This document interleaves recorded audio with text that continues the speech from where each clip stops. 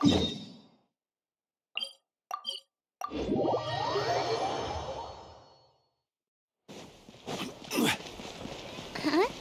Do you also see Navia and Chlorinde over there? They look like they might have run into some kind of trouble. Let's go check out what's going on!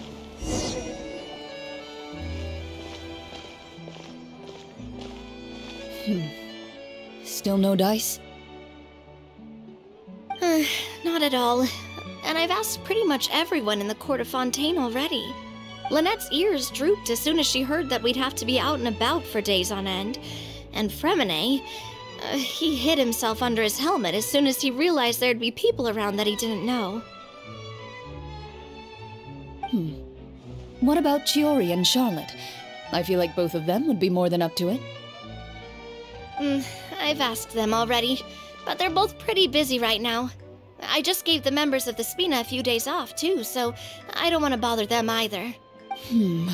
This is getting pretty difficult. Navia, Chlorinde, what's up? Oh my. Well, if it isn't my dear partners. How are you all doing? Huh. Navia? Huh? Oh, you mean... Yep, this is our chance.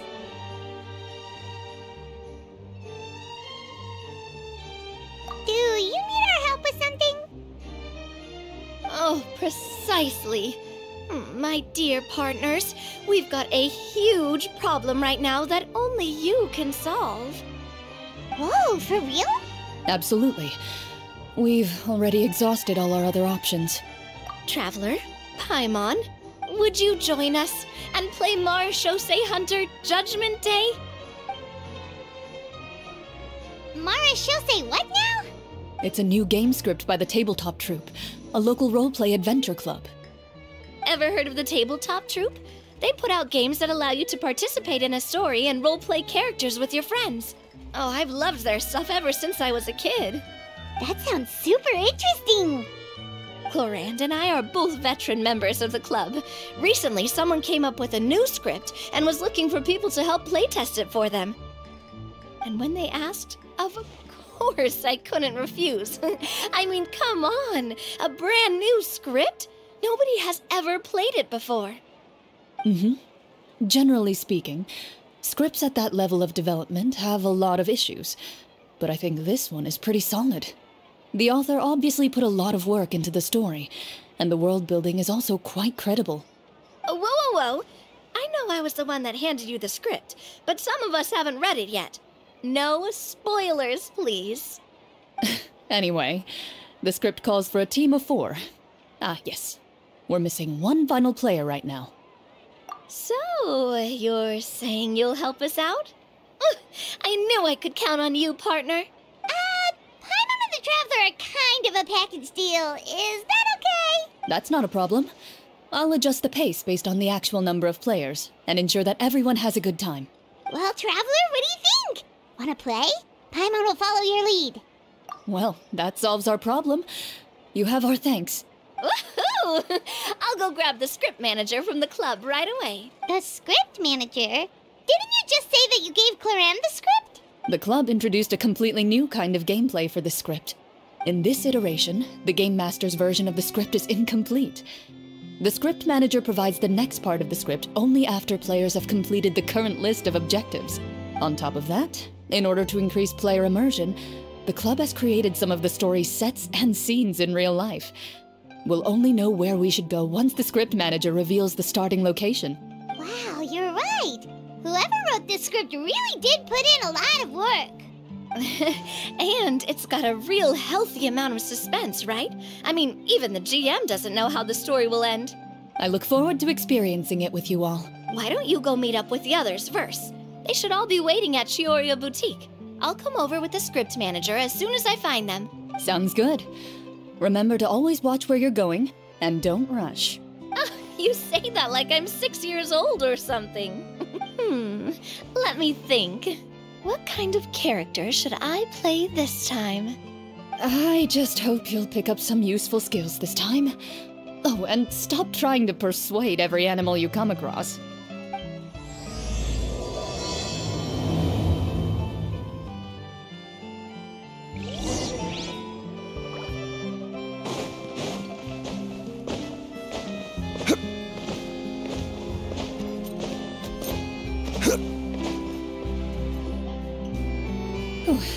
Sorry to keep you waiting.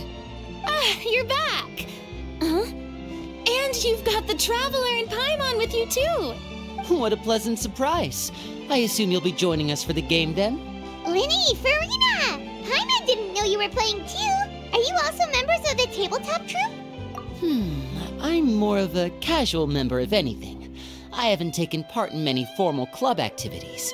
Lynette Fremine and I play something similar at the Hotel Bouffe Tété sometimes, but I'm usually the GM. Still, I'm sure it'll be fun being a player for the first time. I'm looking forward to it. Well, I'm not a member of the club at all.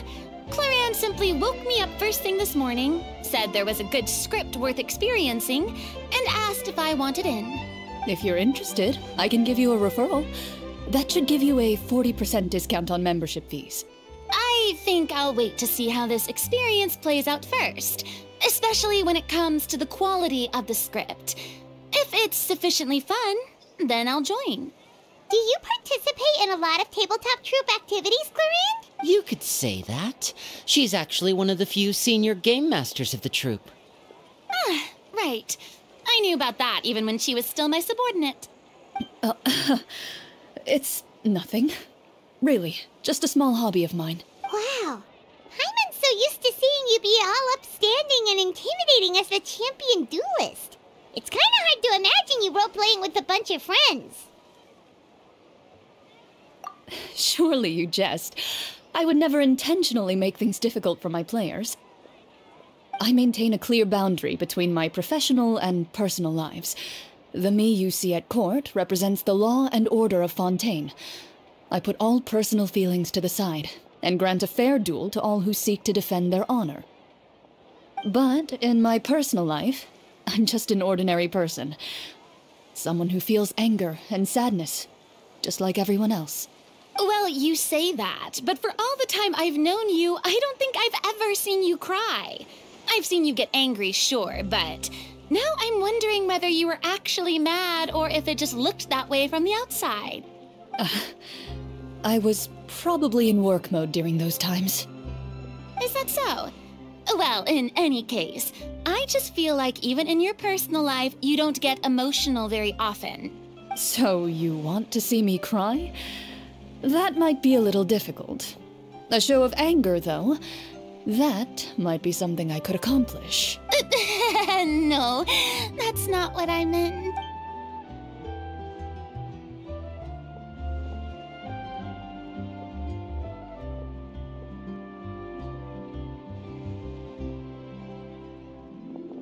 Ah, I'm back!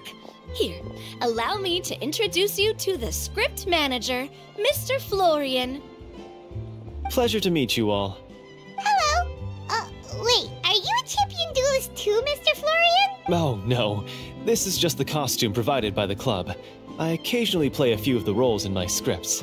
That sounds like a lot of work. It's nothing. It's the least we can do to give the players a more immersive experience. Anyway, allow me to give you a brief introduction of the script. This script was adapted from the real history of the Marechaussee Hunters. You all will play the role of hunters from a bygone era and resolve a series of events unfolding in the capital. Paimon's not super familiar with the history of the Marechaussee Hunters. Is that a problem? Oh, no problem at all. I can give you a brief rundown.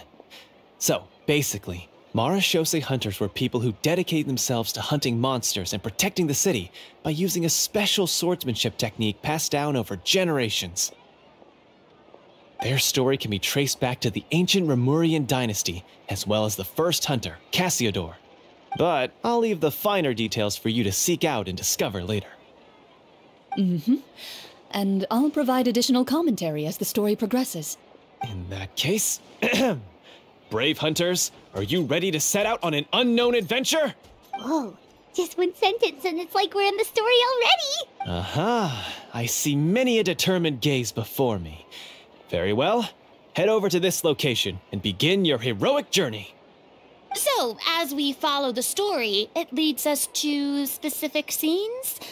Ooh, sounds pretty innovative. What does the message in the envelope say? It's the exact location of the scene, as well as the formal permission to use the venue. Seems like they have everything prepared. Please check all your belongings, everyone. and make sure you haven't forgotten anything. Once you're ready, please follow me to the designated location. Sounds good. Hunter Squad, move out!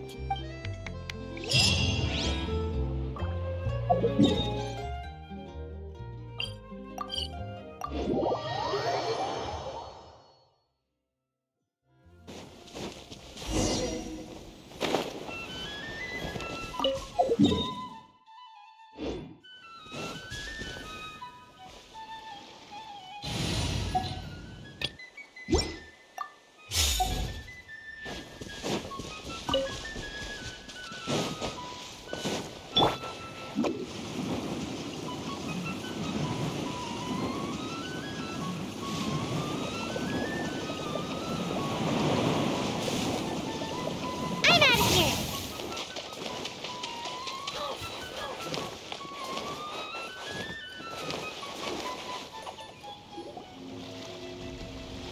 Whoa, they really have thought of everything.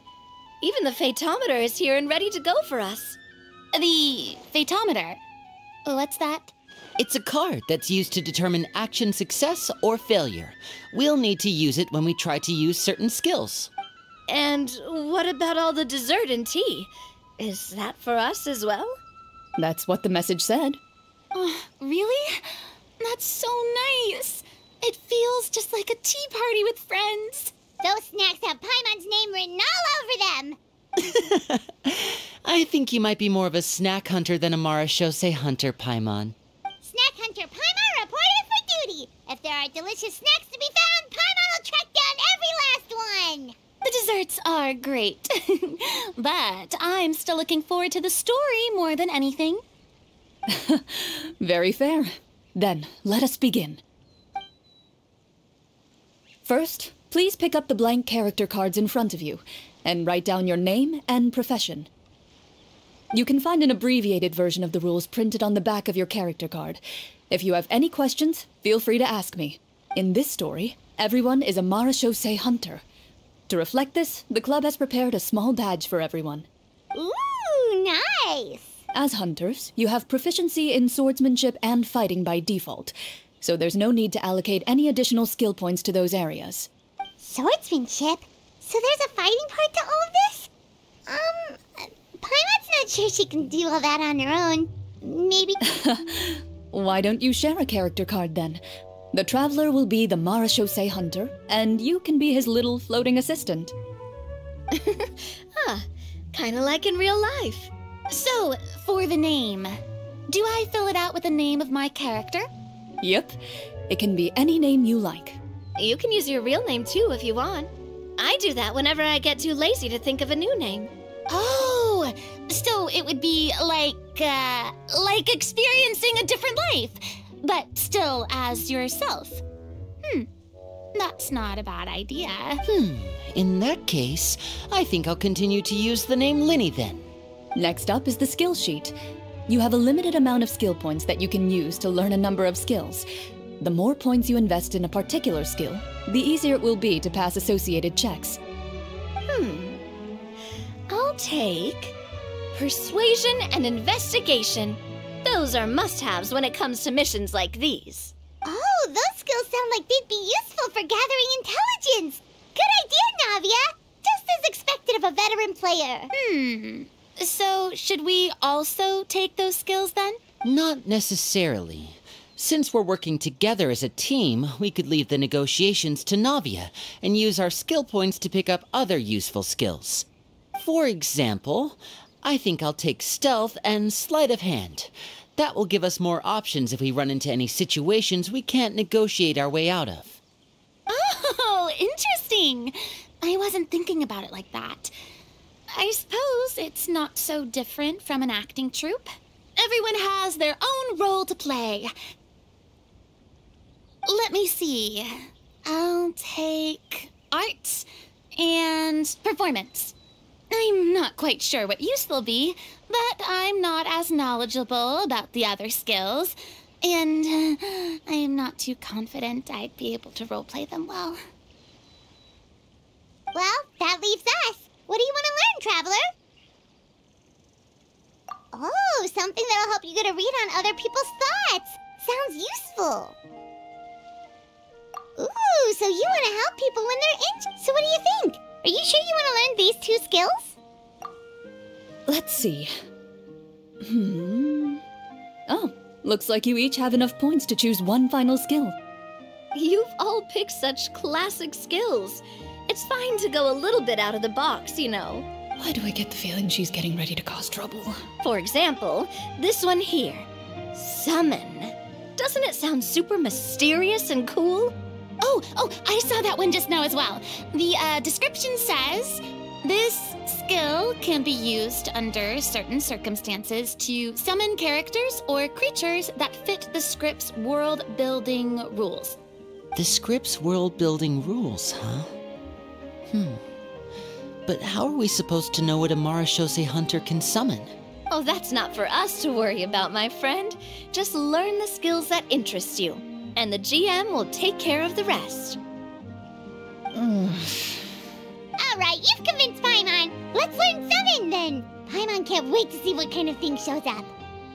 Well, now that everyone's more or less finished creating their characters, we can begin.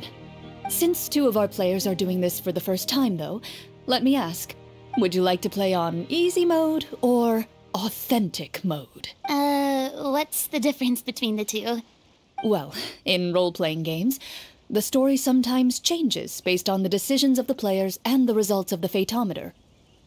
For example, if you fail a check, that means you cannot use the target skill in that scenario. A critical failure may even result in further negative consequences. If you choose to play in authentic mode, every time you elect to use a skill, you'll need to use the Fatometer to see whether you succeed or fail, and face any consequences that may follow. If you choose easy mode instead, every check will be successful by default, and you won't have to worry about luck playing a factor.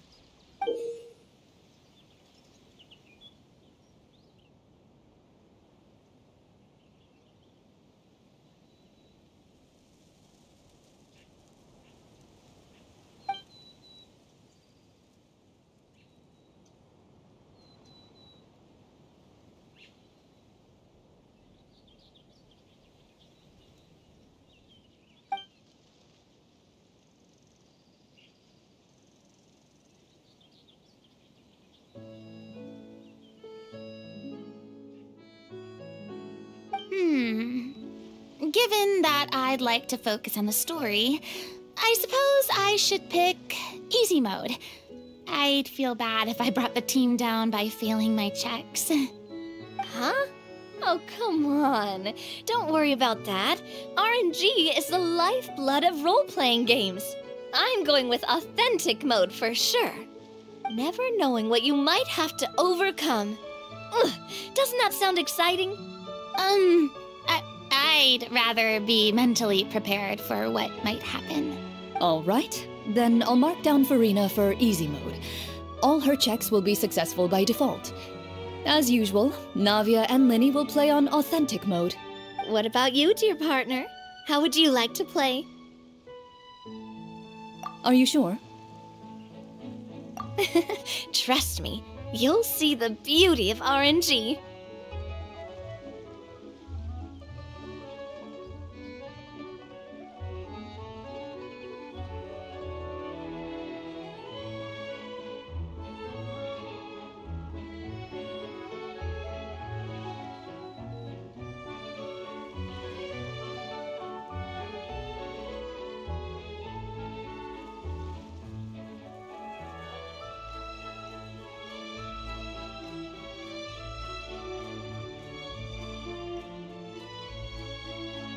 Honestly, I don't think Chlorinde would make things too difficult for us no matter what the Fatometer says. Isn't that right, Chlorinde? No promises. That wasn't super reassuring. Well, anyway, enough talk. Let's get started. I want to experience at least a good chunk of the story today. Speaking of the story, why is the beginning scene on a beach? Well, that's because a long time ago, back when human civilization was still in its infancy, powerful demons and evil sorcerers ruled over the land. They created a host of monsters and sent them to slaughter all humans in existence. Soon, a group of human rebels banded together. With their swords raised, they swore to brave the darkness, and in doing so, subdue each and every monster that sought their destruction. They became known as the Marachose Hunters.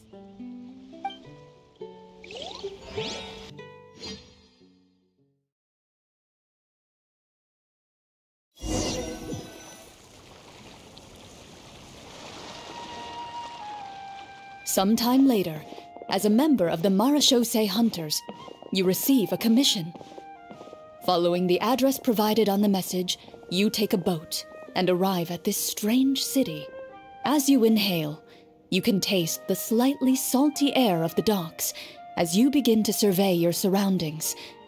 There aren't many people in the vicinity, but you do take note of a few others who, like you, seem to be sizing up this place. Your eyes meet, and you realize these people are fellow Marachose hunters, likely led to this location after receiving the same commission as you. You're all Marachose hunters too, right? Allow me to introduce myself. The name's Navia, monster hunter by trade and helpful neighborhood businesswoman on the side. What say you to traveling together? We can help each other out on the road. Okay, count me in. My name is Linny. I've been wandering since I was little and picked up a few less than legal tricks along the way. I was adopted by a Marachose hunter and later chose to follow in his footsteps. Is this where you introduce your character to everyone? It sounds like they've done this dozens of times. My name is Farina, and, I grew up in a noble family. I always had a strong interest in performance and the arts.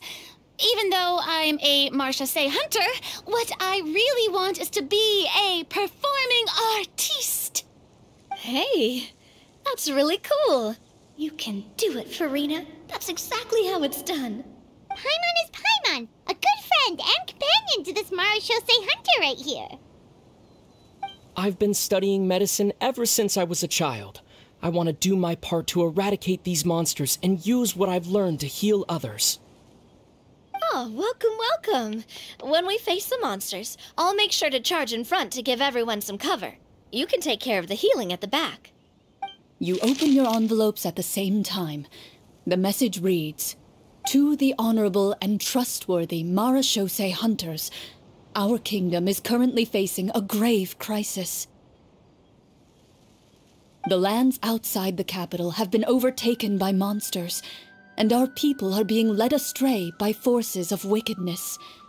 We beseech you, please help us resolve this crisis and return peace and stability to our home."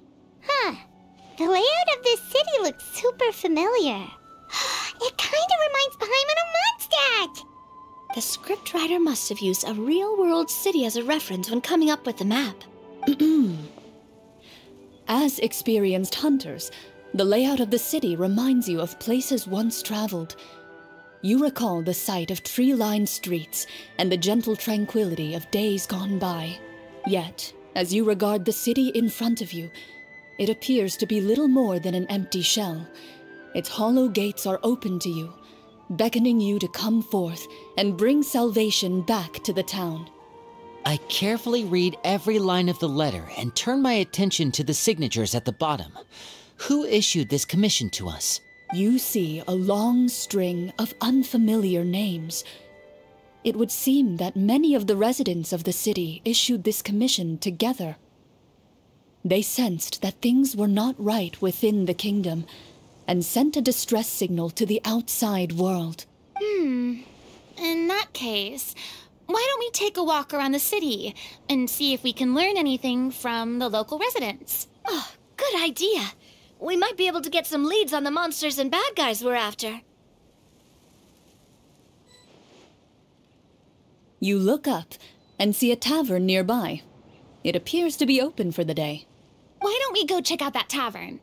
If the novels I've read are anything to go by, taverns are usually full of information.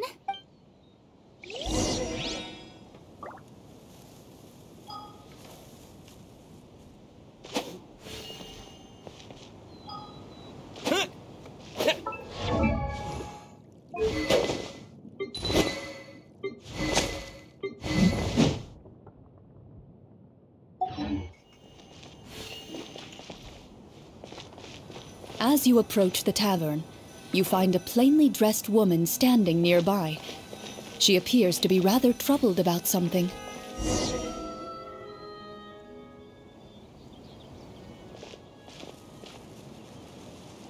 Greetings, friend.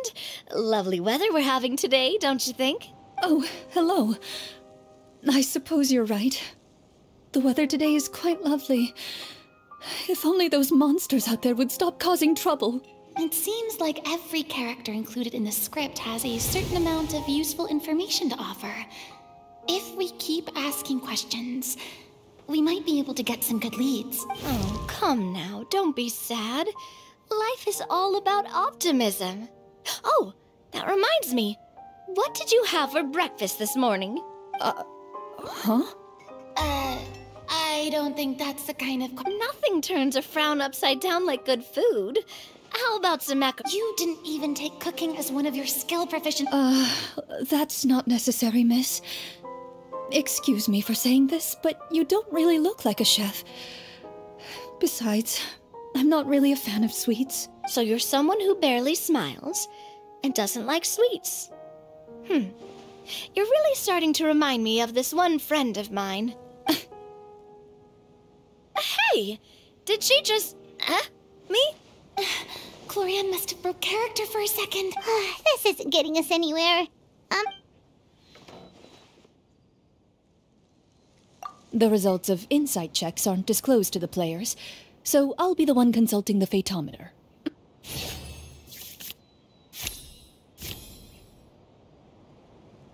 You recall all the lessons you've learned in your time and begin to carefully observe the woman's mannerisms. You notice that when she's quiet, she has an empty look in her eyes, as if her thoughts have drifted to a place far, far away. And when she speaks, she often subconsciously reaches out to touch the ring on her left hand. So you noticed. That's a little embarrassing. A horde of monsters suddenly appeared near the capital recently, so all the guards were dispatched to fight them. Do you remember when those monsters appeared? I'm not completely sure. All I know is that my husband was dispatched to fight them 3 days ago. Do you know where he was sent? It all happened so fast. When we said our goodbyes, he couldn't even tell me where they were sending him. You have our thanks, friend. We'll find and defeat those monsters as soon as possible. We sincerely hope your husband will be able to return to your side soon. Oh, thank you. Don't worry. We'll find him. Just try to remain optimistic and wait for good news. We don't always get to choose what happens to us. But we do get to choose the little things, like what we eat and how we respond to the things life throws our way.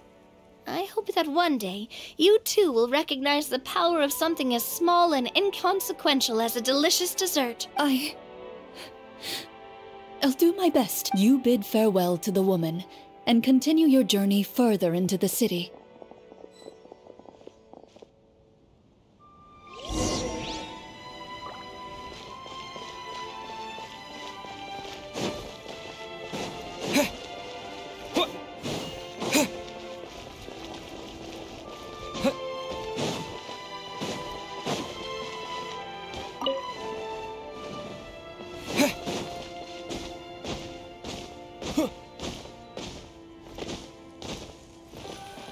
As you venture further into the city, the streets appear largely empty. An elderly woman walks past. You see her shake her head as she puts away her wrinkled wallet. A nearby merchant folds his arms and gives you a disdainful look. You get the impression that he's someone who has long gotten used to the sight before him.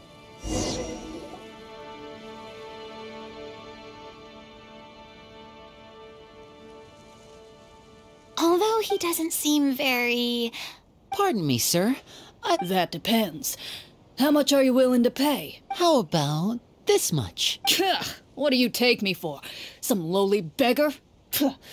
You can't even buy half an onion with that amount. Surely an onion can't be that expensive, right? What do you know? War's nearly upon us. Everything costs several times what it did before. If you're not gonna buy anything, then scram. Whoa, what a nasty guy. But he still might have information we need. Traveler, can you think of something?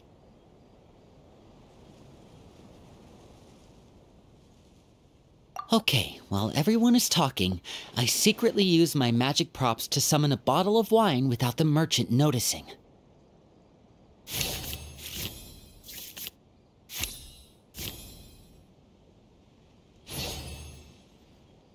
We meant no offense, sir.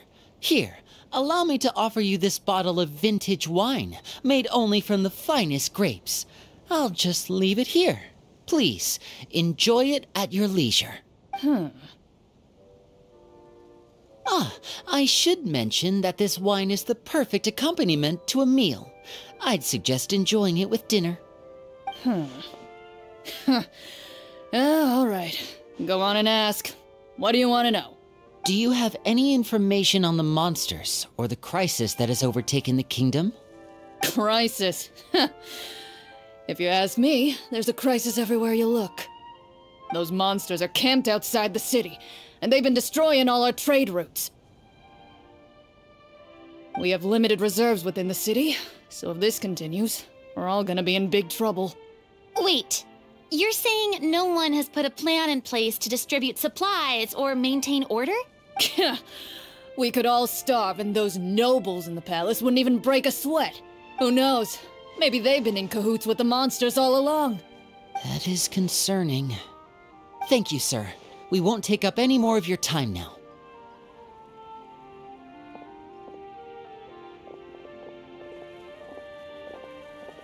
Hey, why did you leave in such a hurry? Well, you see, that bottle of wine was just a cardboard prop. Should we try to go somewhere with more people? Oh, how about the city square? Follow me.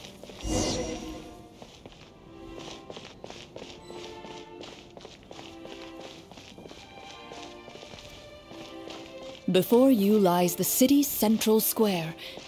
You see a man with a slightly anxious look on his face, pacing back and forth, his head hanging low.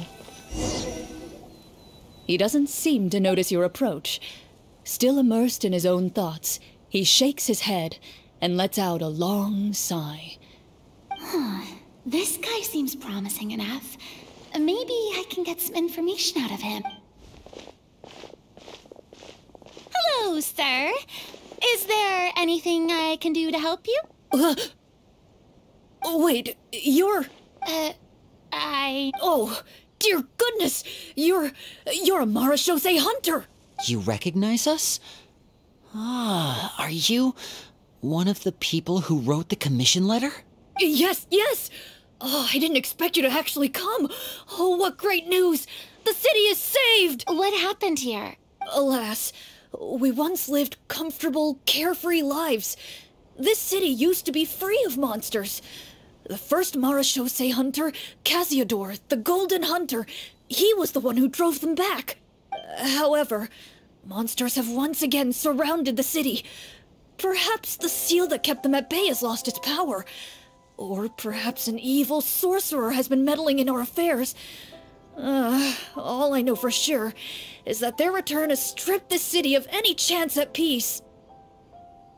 Are there not enough soldiers to drive them out? It's not a question of numbers. The guards simply have no idea how to deal with them. Most people my age have never even seen one of the monsters, much less been trained to fight against them. What's worse, many of us don't even know the history of the Marashose hunters anymore. When I was a child, though, my grandfather would tell me stories about how the Marashose hunters drove back the monsters. So, on the off chance that something might come of it, I decided to reach out to you. To be perfectly honest, I was starting to think all those stories were just tall tales. But now that I've seen you in person, I finally know that it was true! Well, you can rest easy, friend. The righteous and formidable Marechaussee hunters are on the case. The man is touched by your determination and resolve. His eyes begin to well with tears of relief. Still, if we are going to hunt the monsters, we need to know where to find them. Can you give us any leads?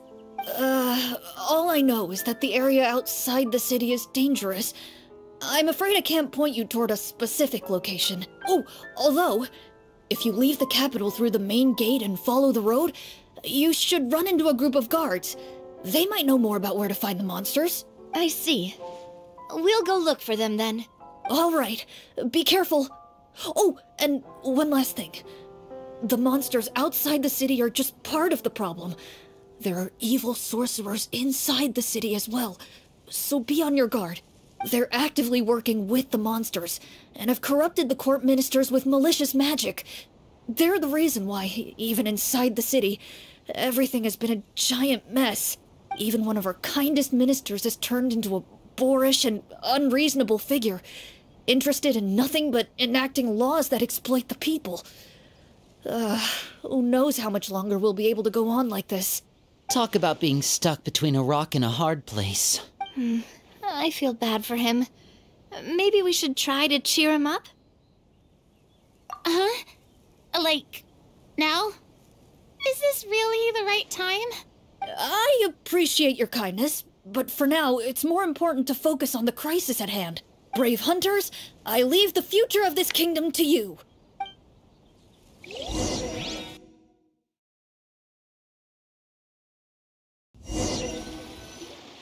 If I understood correctly, there are currently 2 problems in the kingdom that need solving, right? Exactly. We need to defeat the monsters outside the city and take down the evil sorcerer stirring up trouble from within. But which problem should we tackle first? Well, this seems like a good moment for a break. Take some time and discuss what you want to do. Let me know when you've made your decision. I really didn't expect the people in the city to keep us at arm's length like that. I totally thought the hunters would be treated like heroes. Well, Chlorinde said the script took cues from the real history of Fontaine, right? Maybe the real-life Marechaussee hunters were also treated like that. I wouldn't say it's a perfect representation of history, but there are definitely some similarities. Would you like to hear more about it? Sure. As long as it doesn't spoil anything in the script. You brought up bits and pieces of the hunter's history before, but it was all in passing. Paimon wants to know too! The hunters were super powerful, right? Were they all from a special line of supernatural beings or something? Kind of like the yokai in Inazuma? No. All Marechaussee hunters were ordinary mortal fighters. The only thing that set them apart were the special sword techniques passed down over the centuries. Huh? So you mean anyone could become a Marechaussee hunter? In theory, yes. All you would need to do is survive the rigorous training and master the swordsmanship techniques required to fight the monsters. Still, most people dropped out at the early stages, and others called it quits the minute they saw a monster in person. To become a hunter, you must be strong in both body and mind. What kind of monsters did the hunters fight exactly? Oh, and the evil sorcerer the script mentions. Did they exist in real life too? The land of Fontaine once played host to an ancient dynasty known as Remuria. After that dynasty fell, monsters began to appear, intent on obstructing humans from establishing a new social order. One of the ancient sorcerers of Remuria used his power to assemble a formidable army of golems. He sought to use that force to establish himself as king. Now wait a second. Don't tell me that guy was the inspiration for the evil sorcerer in the script. We still haven't found any in-game information on him yet. So, why don't you talk about someone else for now? Well, I wasn't planning on going into anything you might be able to find out in the game. But if you want me to talk about something else, then... how about Casiodor, the Golden Hunter? Or Egeria, the ex-Hydro Archon? Wait, but those people are all from a super long time ago. Where did you learn all this, Chlorinde? From my master. By master, you mean Miss Petronia? Is someone you know? Absolutely. Miss Petronia and my father were good friends. Back in the day, she would often bring Chlorinde over to play, but then... Let's not get off topic. Anyway, back to what I was saying. Responding to Egeria's call, a number of warriors followed Cassiodor into battle against the monsters. This group of warriors, under Cassiodor's leadership, became known as the Marechaussee Hunters. Yet, as Fontaine entered an era of peace, their work gradually became obsolete. The Marechaussee Phantom, originally an association made up of hunters, eventually came to be predominantly comprised of Melusines. Ah, I see. That explains why most of the people in the script have forgotten the hunters or think of them as nothing more than a legend. Is that really a bad thing, though? It can get tough always being the one shouldering everyone's expectations. Depends on who you ask, I suppose. If the name of the organization no longer commands respect, investigative work is bound to suffer. Speaking of investigations, which problem should we tackle first? Monsters or evil sorcerer? I vote monsters. That's the main duty of the hunters, right? We can come back to the sorcerer later. Well said, Miss Farina. Plus, if the sorcerers really are the masterminds behind this whole thing, defeating the monsters could give us some clues on their intentions as well. What about you, partner? What do you think? I mean, you're not wrong. But those characters are usually the ones pulling the strings behind the scenes. More often than not, they're very formidable opponents. Going after them now might be jumping the gun a little bit. We don't want a total party kill on the first day, right? With Chlorinde as the GM, I wouldn't rule out the possibility. Then it's settled. Let's go hunt some monsters. All right. After some discussion, you decide to turn around and head out of the city.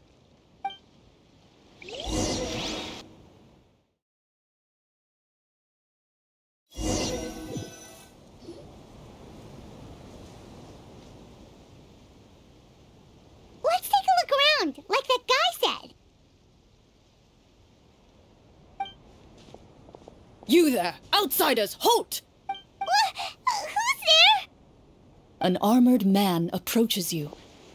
He has a tall, muscular build and a determined expression in his eyes. Just one look, and you can tell he's fought in his fair share of battles. Although he's trying his best to conceal his current state, his uneven gait and the sweat dripping down his forehead make it obvious that he's been wounded and is in serious pain. I'm the captain of the guard. I saw you sneaking around the city earlier, so I'll only ask this once. State your purpose, or it's off to the dungeons for the lot of you. Wow, it's been a while since someone's been this suspicious of us. I said talk, not whisper between yourselves. Have you ever heard of the Marechaussee Hunters?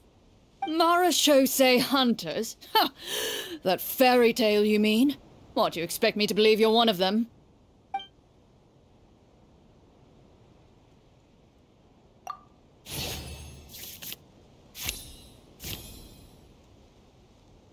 While everyone is talking, you begin to carefully observe the captain's mannerisms.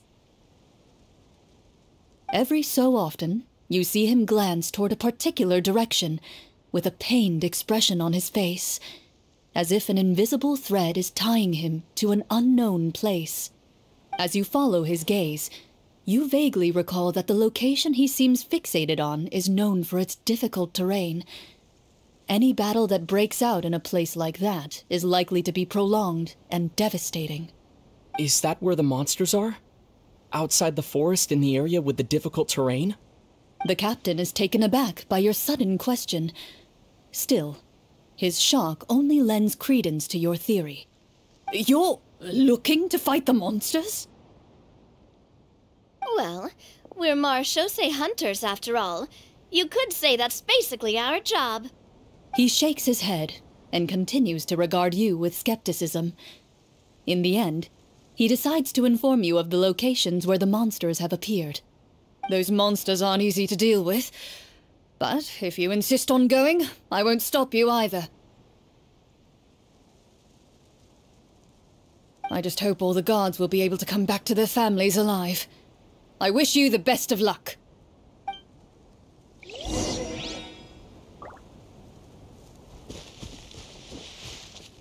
Based on what the captain said, the monster should be right up ahead. Let's go. Hopefully we're not too late.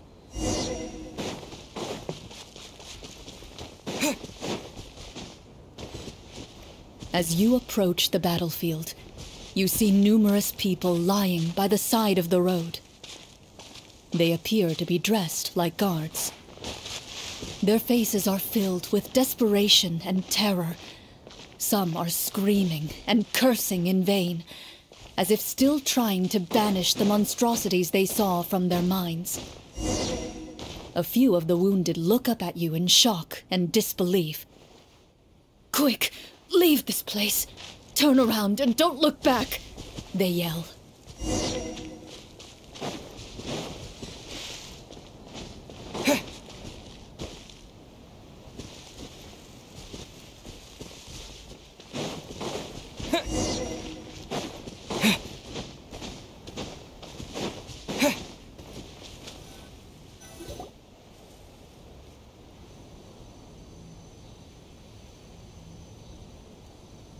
This is the place he mentioned, right? You see broken iron swords scattered all around you, and downed trees riddled with terrifying claw marks. All the signs point to one thing. A truly devastating battle just took place here. Be on your guard, everyone. The monsters might still be around. Before you can finish your sentence, you hear rustling sounds from the surrounding bushes. The monsters have emerged. They close in on you without fear. You get the impression that, in their bloodthirsty eyes, you're just another meal for them to devour.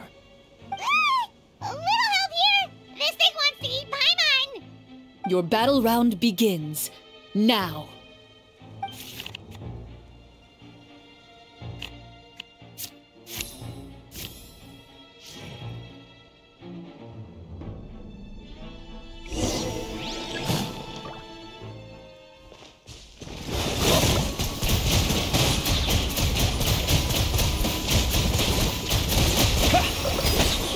Bombs away! Shower me with threats! And voila! Watch out! The next battle round begins now. Time to shine! Hey there! Hey there! Fire!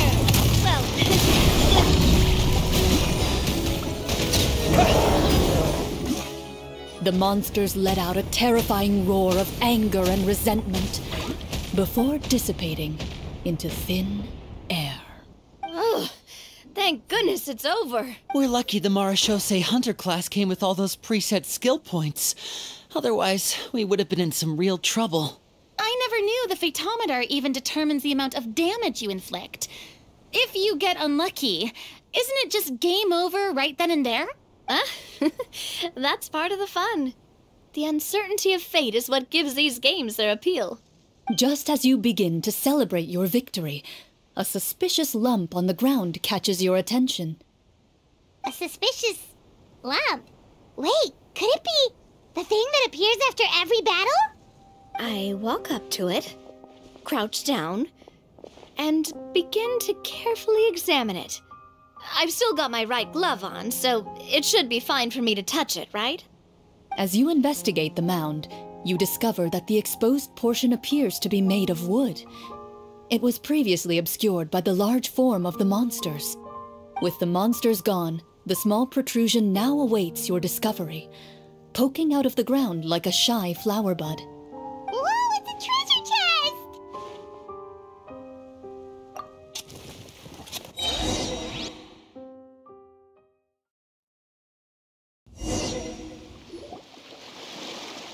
With everyone's help, you successfully excavate the wooden chest from the ground.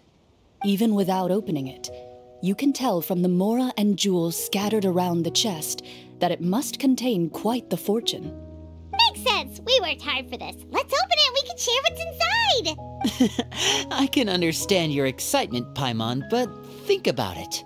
Doesn't it seem like there are people out there who need this treasure more than us? Yeah. Think about all the people suffering in the capital. Or all those guards who got hurt fighting the monsters. Wouldn't it be better if we gave the treasure to them? Wait, is that how it works? Paimon thought since we were the ones to dig it up, we could just take it for ourselves. Well, let's put it this way. Any decision you make during a role-playing game can impact the future course of the story. But would the people really believe us? It's hard enough for us to prove we're Marchese hunters. What if they think we procured the treasure illegally? They might get even more suspicious of us. That's definitely something we should consider. Maybe we can come up with an explanation in advance. Well, if donating it could cause that much trouble, why don't we use it to buy some gear and fill up on good food? Then we'll be ready to fight even more bad guys. Looks like you're facing a difficult choice once again. Well, it's getting late. Why don't we call it a day for now? Wow, where did the time go? I'm not sure if it's because I'm having so much fun with you all or because the story is particularly enticing, but I feel like I could almost keep going. Here, here. Ooh, how about we play through the night? I'm not sure I'll have enough energy for that. Yeah, that won't work for me either. Lynette will give me an earful if I get home too late.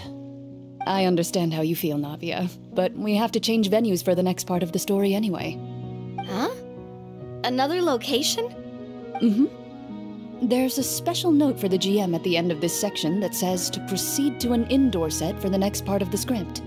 Whoa, they really pulled out all the stops for this new script. Well, even if we end the game for the day, we can still stay a little longer and hear Chlorinde finish her story, right? Paimon wants to hear more about the history of the hunters.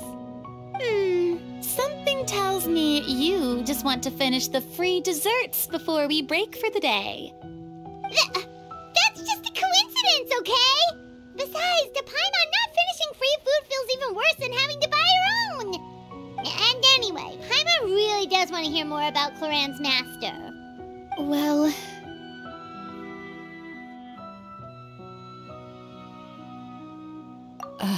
It's nothing. I appreciate the concern, but it's all in the past. It won't do any harm to share these things now.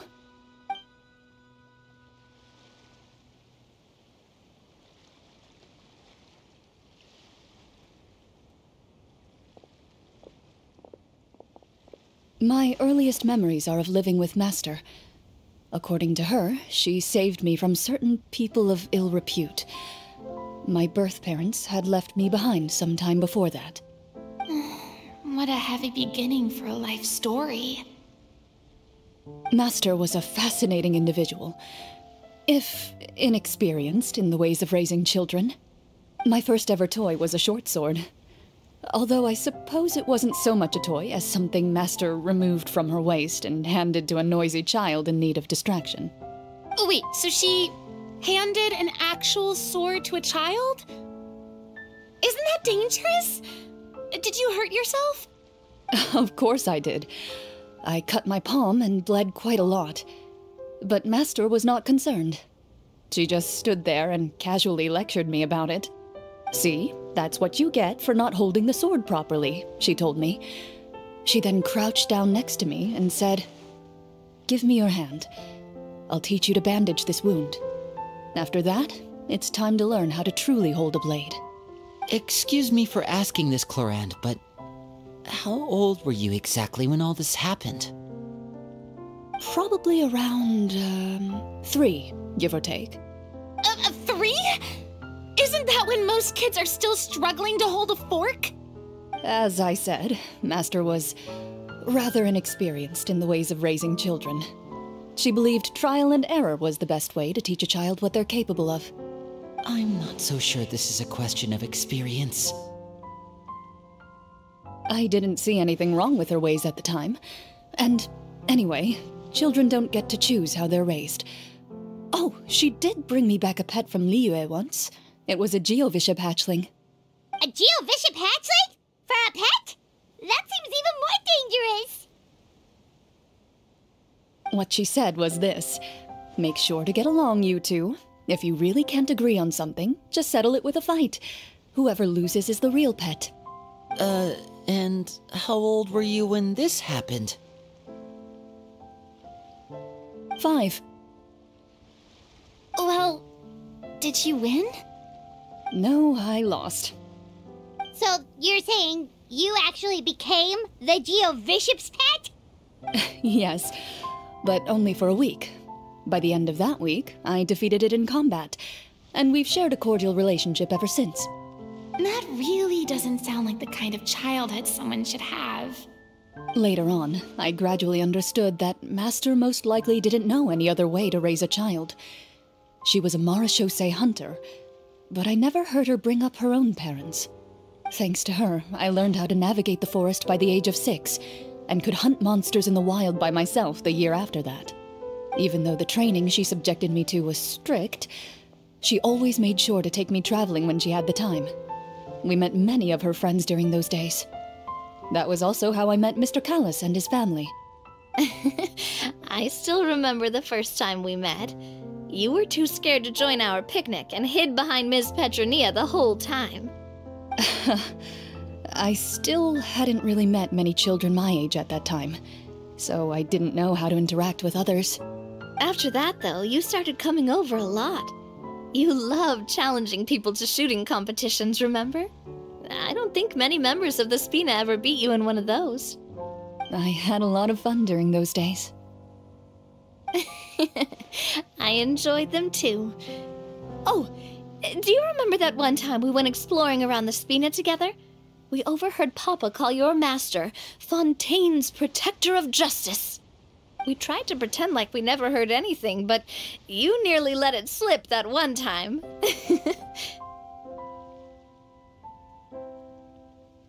Protector of Justice? Oh, wait, you mean that vigilante hero from 20 years ago? The one who was always active at night? Yep, that would be her. She often would put on a black cloak and go out at night. I never knew where she went or what she was doing. Until, like Navia said, we overheard the truth from Mr. Callis that night. 20 years ago, huh? I still remember the guards leaving all kinds of witness reports about her on Nervalette's desk. My apologies. Oh, there's no need to apologize. You had nothing to do with it. And anyway, everything she did was for a good cause. Although, calling herself the Protector of Order was a bit much. Especially when she deliberately operated outside the law. Huh? When did the Protector of Justice become the Protector of Order? Oh, she had a bunch of code names. I heard she would just come up with a name on the spot whenever she was asked. Later on, she probably got sick of answering those questions and decided to stick to just 2. The Protector of Justice and the Protector of Order. That sounds like her, all right. I bet she forgot which of the 2 she'd use by the time she got back each night. Well, she certainly sounds like a fascinating individual. With her strong sense of justice, it's no surprise her student followed in her footsteps. It's true. I always wanted to become like her. Someone powerful, independent, and with a strong sense of conviction. But...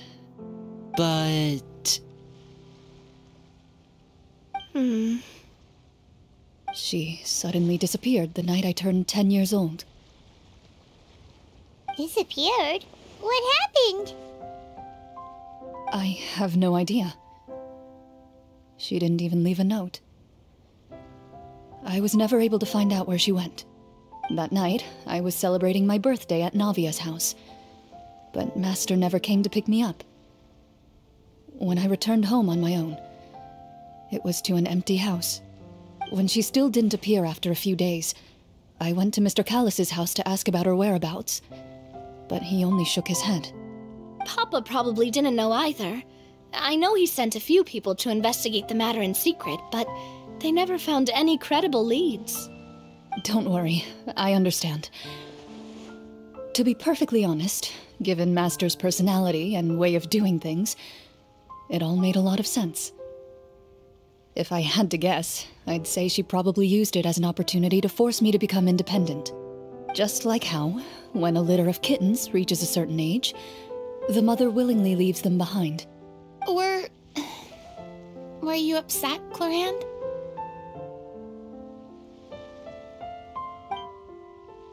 I was at first, but not anymore. I don't believe Master would suddenly disappear for no reason. There must have been something she just had to do. Well, despite everything, you still managed to follow in her footsteps and become the greatest champion duelist in all of Fontaine. You're practically a living symbol of law and justice. I suspect my position would be far too by the books for her. Master always did whatever she pleased. But you're right. I suppose I do take after her in some ways. Who knew Chlorinde had such an interesting past? I never had the chance to ask her about it before. And I wonder, if Clorinde's master were the champion duelist back then, would that duel against Mr. Callus have gone differently? Oh no. Judging by the atmosphere, Chlorinde and Navia are probably thinking something similar. The mood just got super awkward all of a sudden. Well, anyway. Would you look at the time? It's getting dark, so we should probably call it a day for real this time. If we keep talking like this, we really will be here all night. I had a great time today, Miss Chlorinde. Thank you for being our GM. Anytime. The script was good, but I've got to say, your childhood stories were even better. Hey, you should tell us more about that fight against the Geobishop sometime. Maybe your master was onto something. You could be right. What does she mean, onto something? I certainly don't know any 5-year-olds who want to fight a bishop in their spare time. Guess I'll head back as well. I need to save my energy if I want to continue enjoying the story tomorrow. You're that excited to hear about my fight with the bishop? I was talking about the script.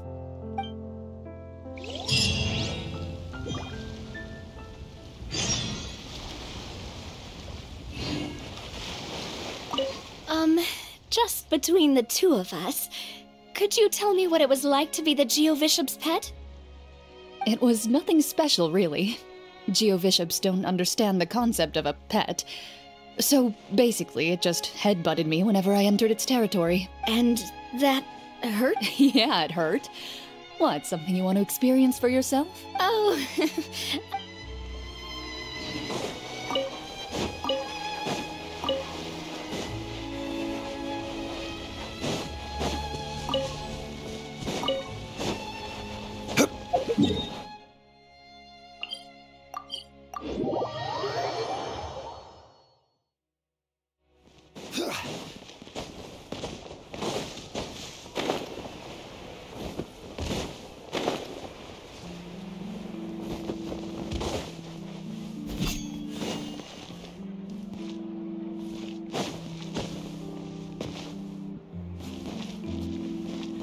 No way. I'm not guessing.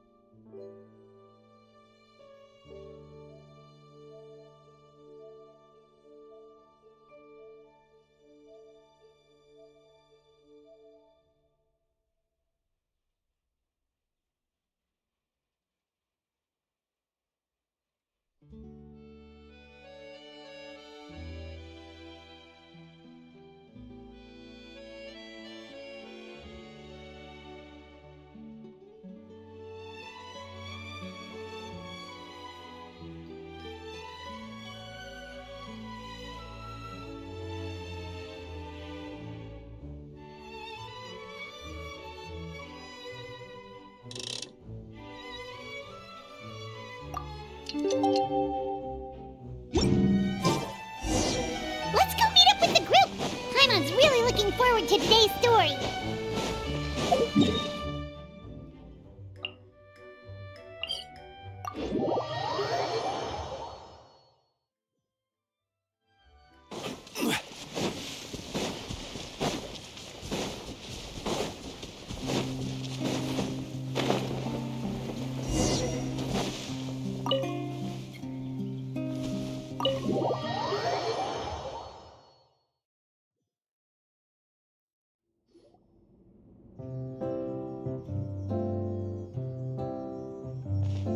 Looks like everyone's here.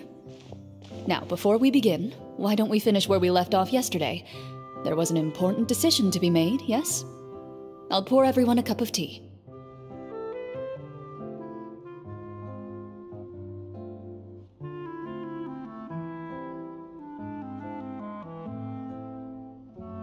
Is that really the most important part, though, Chlorinde? Paimon's more concerned about our current surroundings. Heavy walls, cold railings, dim lights. This is obviously supposed to be a prison. I admire the work put into the set. Still, it's obvious the scriptwriter has never paid a visit to the fortress of Meripede. So this set is going to be a part of the script? Unfortunately, that is something I can neither confirm nor deny. Anyone think Clorinde's smile is starting to look kinda scary? Well, whatever happens, we'll just have to push on. But first, we should really figure out what to do with this treasure. If we're worried about arousing suspicion because of our identity, why don't we give ourselves a different name, just like Clorinde's master did? Yeah, it might be better to keep a low profile. As long as we're helping people, it doesn't matter who we are or what we're called. Staring at me won't get you anywhere. Or did you want some more tea? Oh, Paimon's good. Thanks. Why aren't you saying anything, Navia? Wait, what's that next to you? Oh, this is the short sword Chlorinde mentioned last night. I found it. Huh. I'm surprised you managed to track it down after all this time. Well, I made sure to take good care of it, considering the circumstances in which you gave it to me. Of course I had to keep it safe. Anyway, where were we? Oh, right. I was just thinking about all the potential ways for us to break out of prison. We could dig a tunnel, or try to bribe the guards. Wait, we haven't been thrown into prison yet, have we? Well, it's only a matter of time. It pays to be prepared. Just like how you should always have an umbrella on hand, even when it's sunny. Alright, Paimon's made up her mind. Let's just give the treasure away. Paimon may have wanted to keep it, but if it's going to land us in prison somehow, Paimon will be too upset to enjoy her snacks. So, you've reached an agreement? All right then, we can continue with the story. Oh, and we'll collect all the scattered pieces of treasure on the ground as well. All right. You collect the treasure and make your way back to the capital with your bag of loot in hand.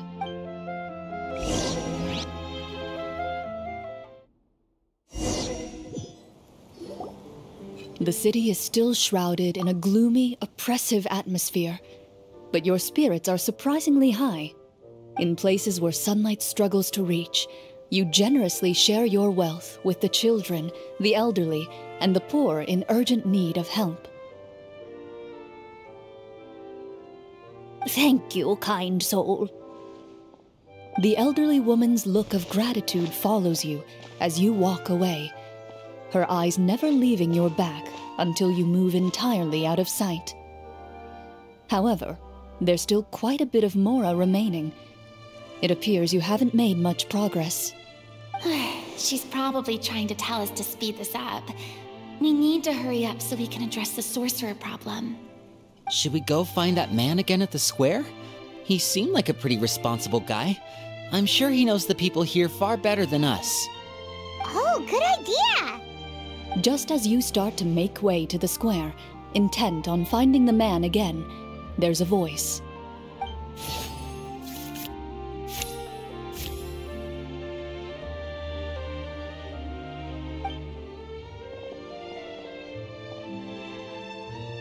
Please wait, distinguished guests. Several strange guards suddenly call out to you. They run forward to meet you and proceed to politely pay their respects. Greetings, gentlemen. Are we being invited for afternoon tea? Surely you jest, my lady. That would not be our place. It is His Excellency the King who requests to meet with you. Please come with us.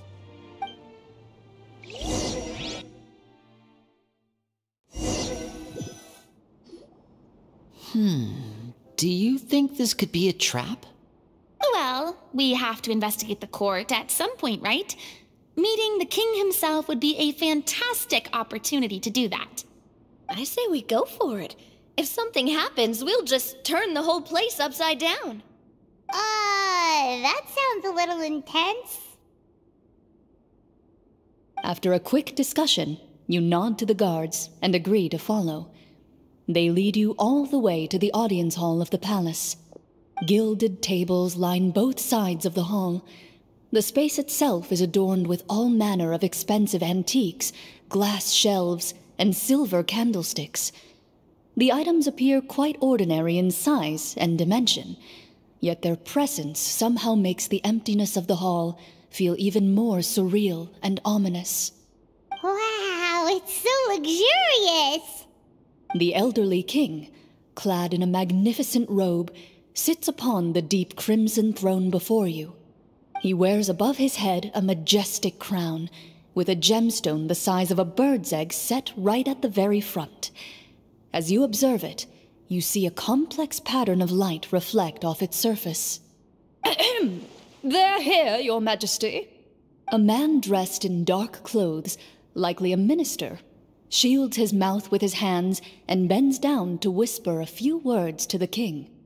After a moment, he lowers his hands and stands back up. His gaze shifts to fixate on your group, but he does not move from his place at the king's side. The king does not appear entirely aware of his surroundings. The man by his side, though. We should keep a close eye on him. The king remains still and says nothing. The minister is the one who speaks. Esteemed guests, allow me to thank you for coming to our faraway kingdom. Unfortunately, His Majesty the King finds himself quite exhausted from work.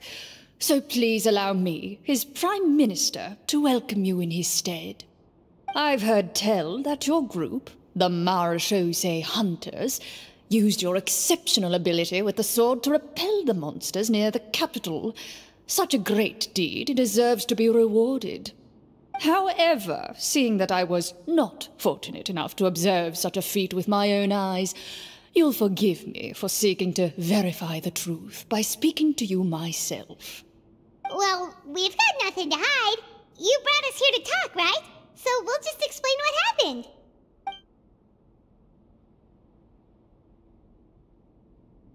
The golem's blades were so powerful, they could cut down trees in a single swipe. It took a lot of effort to defeat them, even for trained swordsmen like us. Well, that was enough details, right? Believe us now? Your account does indeed match those of the survivors. Since you were the ones who defeated the monsters, that must mean you are also in possession of the treasure they stole?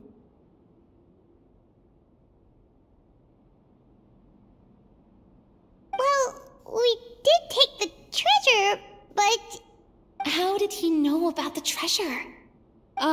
Then I must ask that you return it at once. It belongs to the kingdom. Wait, but didn't you just say that our great deed deserved a reward? Shouldn't the treasure be considered a part of that? Yes, that was indeed what I said. But you seem to have forgotten a very important distinction. Only that which is freely given by the king can be considered a reward. Taking the rightful wealth of a kingdom without said permission, on the other hand, is a crime. But that's completely unreasonable. Yeah, that makes no sense! If it weren't for us, the treasure would still be buried underground somewhere! Maybe so, yet the fact remains. You tried to dispose of the treasure without reporting it to the court and without receiving permission, yes?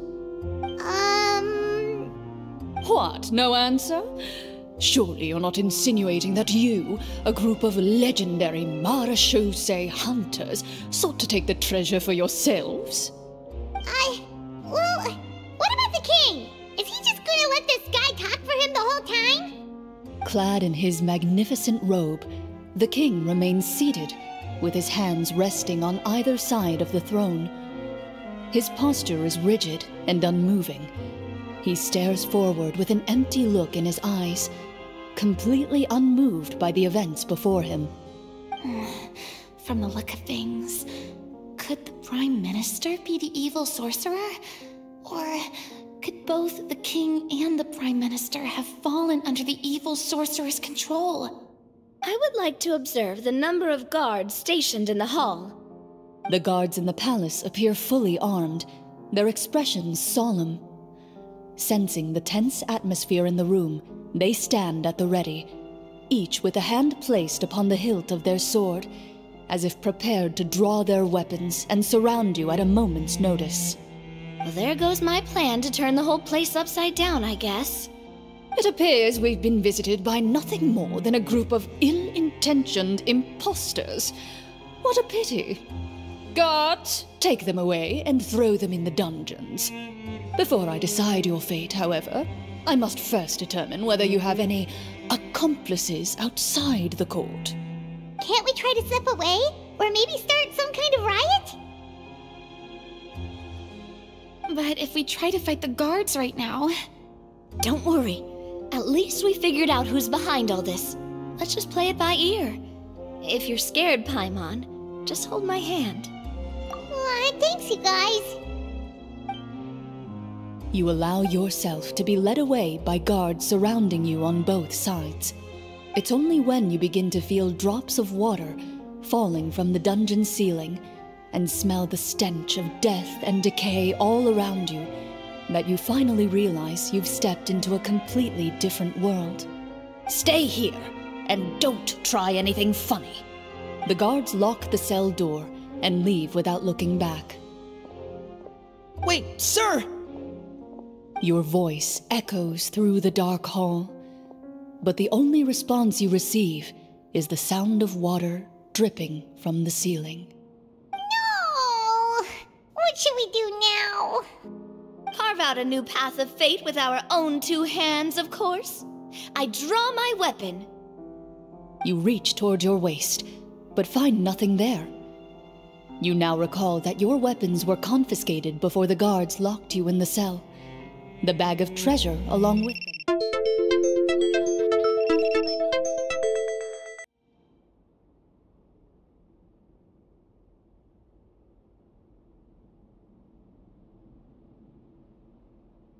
When did you hide it in there? When I was thinking about digging a tunnel. Rejected. You failed to inform the GM of this course of action. Moreover, the guards would have conducted a thorough search before throwing you in prison. And the keys to the cell aren't anywhere to be seen? Correct. You don't even feel a lock hole on the cell door. Oh, well, there goes all our plans. Indeed. Huh? Why are you the one saying indeed? Because that statement holds true for me as well. This is where the script ends. What? But that's a terrible ending! Generally speaking, this should be the point where the scriptwriter gives the players some kind of hint, or gives the GM some kind of code for how to move forward. I mean, maybe they just really wanted us to be immersed in the feeling of being in prison? Like, they'll only show us the way out once we've grown truly and utterly desperate? That is a possibility. If only there were desserts and tea in real prison. Oh, wait, guess it's kind of how the Fortress of Meripede works if you're lucky. Oh, before I forget, Navia, the short sword you had with you earlier. I took a closer look, and the craftsmanship doesn't appear to resemble anything from this era. If I remember correctly, that style was last in vogue several hundred years ago. Wait, Chlorinde said that sword used to belong to her master, right? Does that mean her master has been alive that long? I doubt it. The way she went about things often made her seem childish more than anything. I'd say the sword was most likely an heirloom passed down over time. Hang on. A precious heirloom passed down to you by your master. And you gave it to me just like that? You weren't worried I might lose it? Master left many things to me when she disappeared. There was the sword, an old key, and a good amount of junk she probably just didn't want to take with her. I gave you the sword back then, because I didn't want our friendship to end. Wait, when did this happen exactly?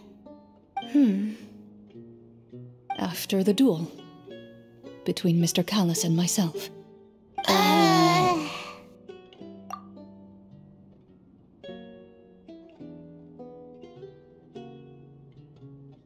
Before that, Chlorinde would have meals with us and even stay over at the Spina some days. She was on great terms with Papa as well. After the duel, though, there was a period of time where we simply didn't know how to face each other. She entrusted this sword to me, and never came back.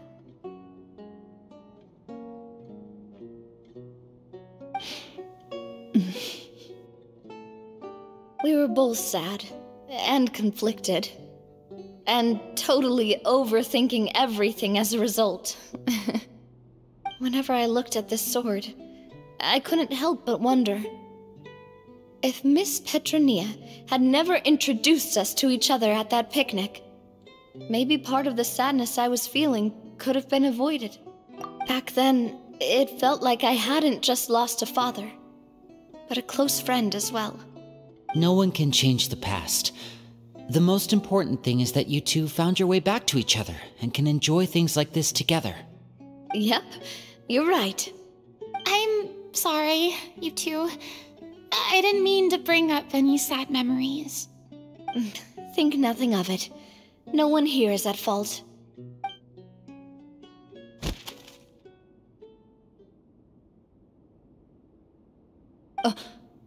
Huh?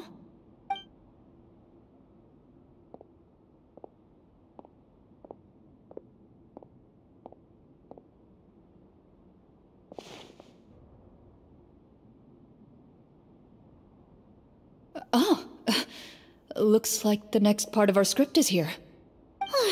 Perfect timing. The situation was really starting to get desperate. And not just because of the prison thing. From Chlorinde's face, Paimon really can't tell if it's good news or bad news.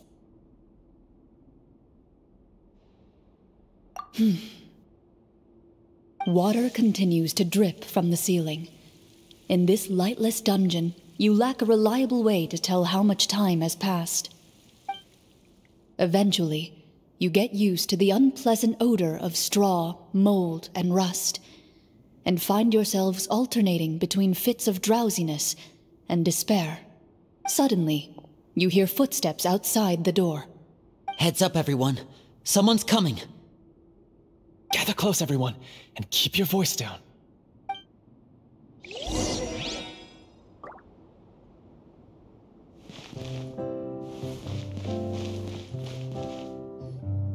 Who are you? I work as a guard in these dungeons, but my true identity is the same as your own. I'm also a marechaussee hunter. Huh? Shh! I've already sent away the other guards, but if we make too much noise... I understand, but how can we be sure we can trust you? The king has issued a formal decree. In light of the irrefutable proof of your crime, you're to be executed before tomorrow's sunrise. If you want to escape, it has to be now. Executed? We barely did anything! Monsters appearing at the same location as the treasure. Could this entire thing have been a trap? There will be time for speculation once we're out of here. As for my identity, I have no way to prove that to you just yet. Infiltrating the capital was difficult, and finding a chance to speak with you has taken a lot out of me. I could go on, but I think we can all agree that now is not the time for details.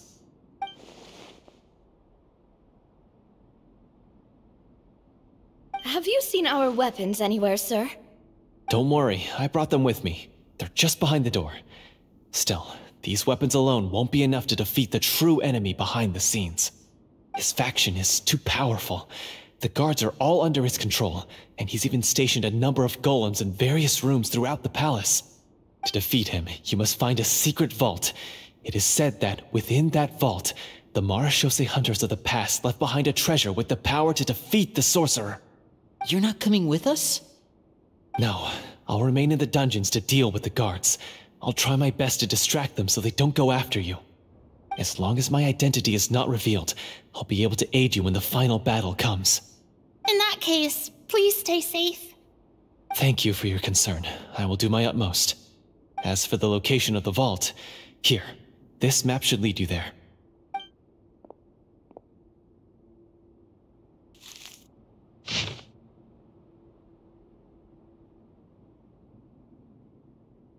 Got it. All right, once I open the door, remember to stick close and refrain from making any noise. I'll lead you out of here as quickly as possible. You now have the chance to restore the honor and legacy of the Marachose hunters. So please, get out there and reclaim what's ours. And be sure to exercise caution. With the help of the guard, you successfully escape the dungeons. Your sense of despair and anxiety both seem to fade as you continue your quest.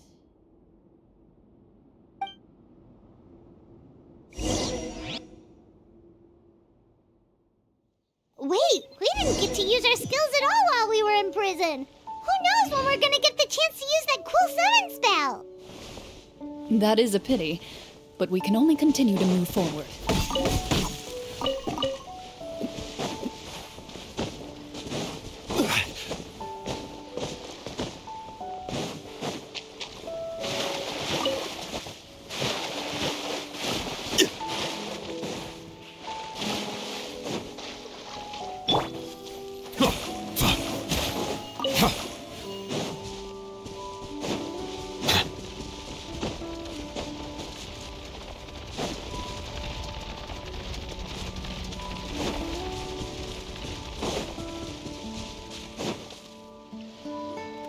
This should be the place marked on the map. This bit of rock certainly looks suspicious. Well, I'd say an investigation's in order then. Plus, if all else fails, we can just blow it up.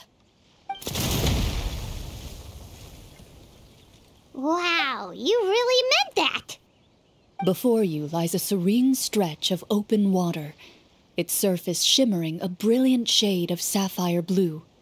Well, guess this means it's time for a swim!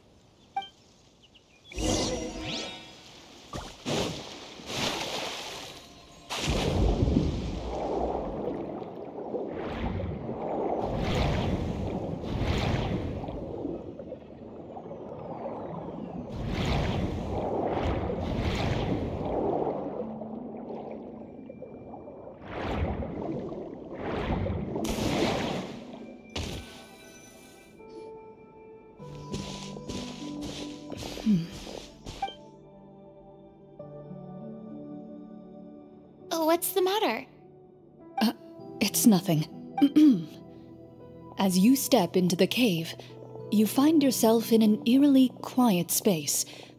Before you lies a narrow passageway that appears to trail off endlessly into the distance.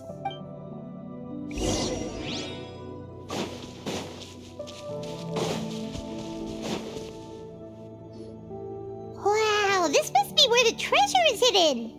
But this door is blocking our way in. It almost looks like it's been here for quite some time. I've got to hand it to the tabletop troupe. They really went all out with the props. Huh. What have we got down here? A kind of mechanism connected to the door? It looks like we might have to arrange it into a certain pattern. A pattern on a stone door. That's something Master mentioned before. Is something wrong, Chlorinde? After a long, difficult journey, you finally arrive at the location indicated by your map. It appears to be an ancient site of some sort, where treasure likely awaits. Your surroundings are exceedingly quiet and serene, as if the secret that slumbers here has never once been disturbed. If you listen closely, you can almost convince yourself you can hear the sound of its calm, gentle breathing. That description makes Paimon feel kinda bad for disturbing this place. We're doing this for the sake of the people, to free them from the evil sorcerer. I say it's time for this treasure to once again see the light of day. Linny's right. We need to keep going. The future of the kingdom depends on it. The next part of the story requires us to solve the puzzle, right? Let's start exploring the area. Yes, that should be fine. Something feels off about all this. Guess I'll just have to improvise.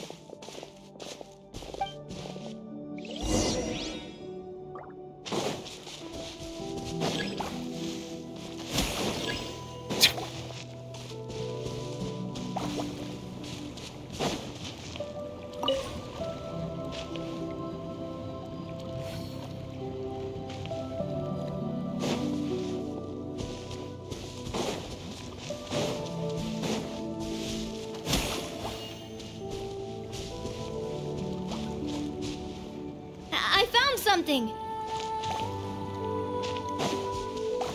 Found something here, too.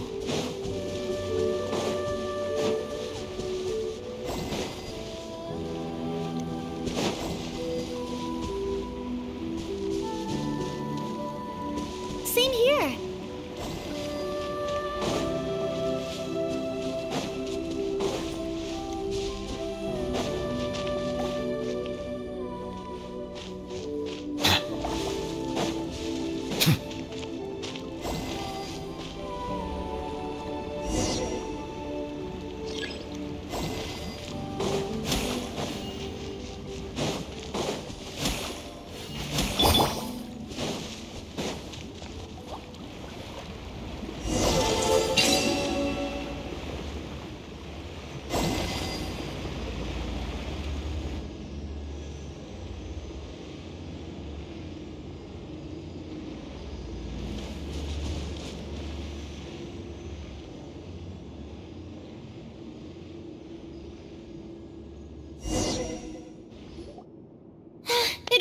Something just appeared. Some kind of new mechanism, maybe? By solving the puzzles, you prove yourselves worthy of inheriting the secrets of the past. At the end of each puzzle, you're rewarded with With? a key. Oh, it must be the key to the big door. Huh? This is one of the Marechaussee Hunter keys that are passed down from generation to generation. It looks just like the one Master passed down to me. It is said that 4 keys in total are required to form the final, complete key. And it seems like we just collected 3 of them. That must mean... Huh? What's wrong? You hear a few strange noises. Suddenly, all the torches in the ruin go out at once. Huh? What's going on? Did we fall into another trap? For the sake of immersion, please close your eyes, everyone. Without the torches, the space is now completely dark, and you cannot see anything.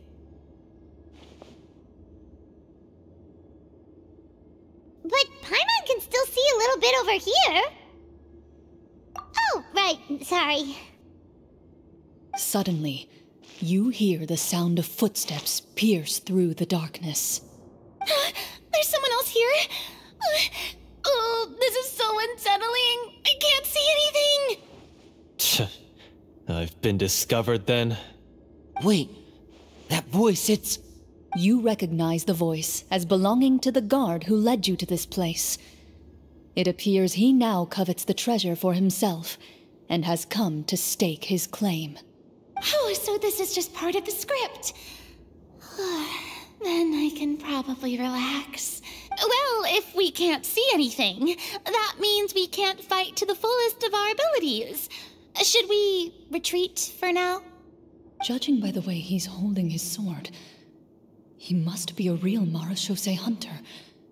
But this isn't part of the script. Retreat? That's not the hunter way. If it's dark for us, then it's dark for him. We choose to fight. Your choice is noted. Please keep your eyes closed until I tell you the torches have been relit.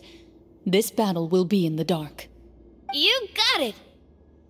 Well then, let us begin.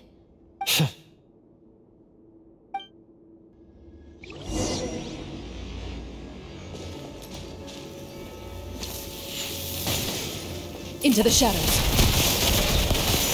I'd like to try to hit him with my sword. Your strike is successful. Ha! You're facing a... Is he still standing? Goodness, he sure has a lot of HP. Is it over? Can we open our eyes now? The enemy is strong and relentless, but the battle is nearing its end. The torches have not been relit. What about now? Final strike. Ha!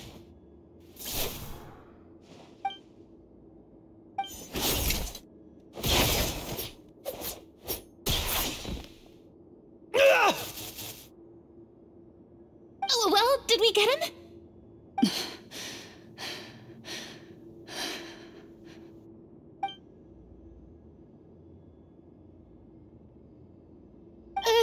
Chlorinde?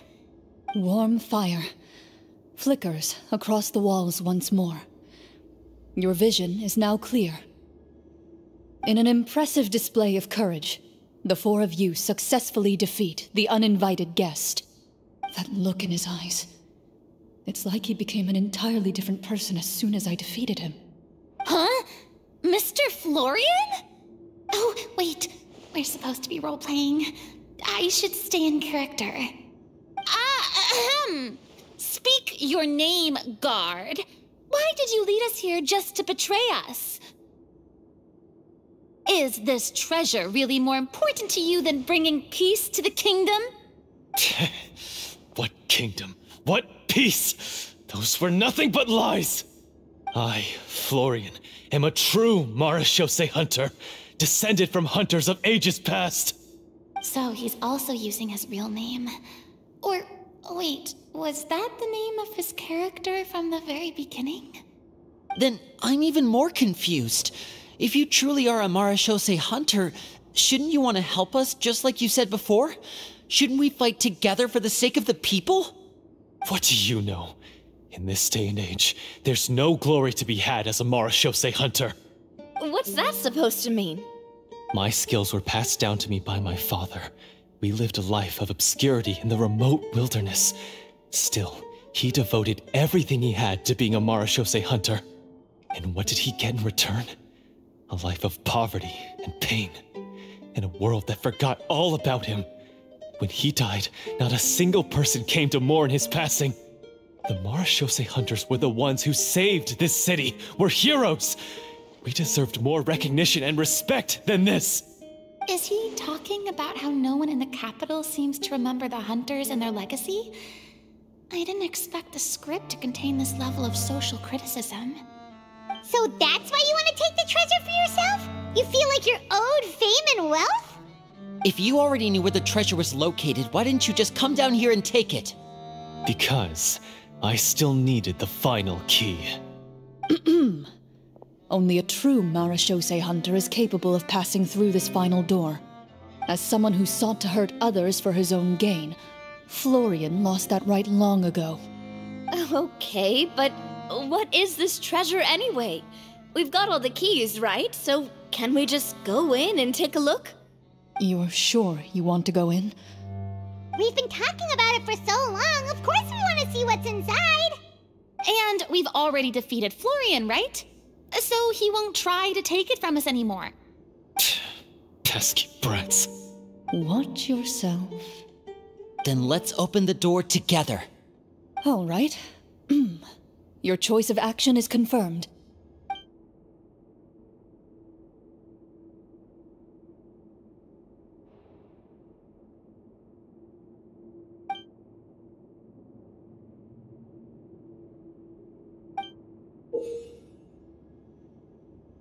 Before you, the door to the treasure, sealed and undisturbed for more than 100 years, finally swings open. You hear the shrill wail of the door hinge as it rotates for the first time after years of disuse, almost like a sleeping giant letting out an extended yawn. You get the impression that the secrets buried behind this door might be just as heavy as the sound you just heard. It's open! Come on, let's go in! Paimon wants to see what's inside! Ooh, me too! Ugh, uncovering hidden treasure is the most exciting part of adventuring. What do we have here? Uh-huh. A stone tablet? And some shabby weapons? You call this a treasure vault? Looks more like an abandoned warehouse! Maybe the troop ran out of budget at the end? They provided a super immersive experience at the beginning only to drop the ball at the most important part? They could have at least filled this place with cardboard Mora or something! Wait, I get it now. Paimon, this is the real Marachose Hunter treasure. Huh?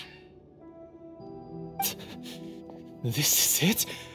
The Marachose Hunter treasure is just a stone slab and some broken swords? I can't believe it.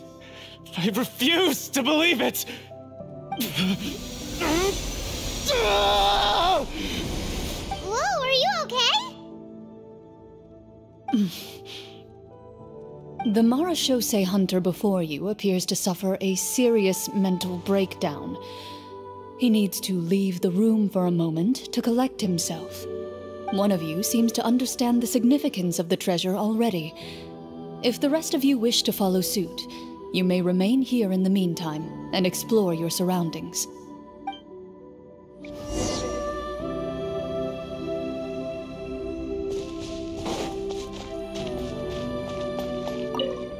What is the treasure?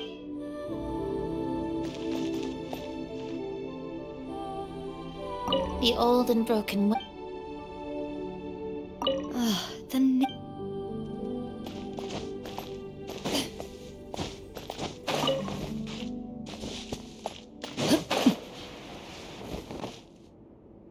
Walter.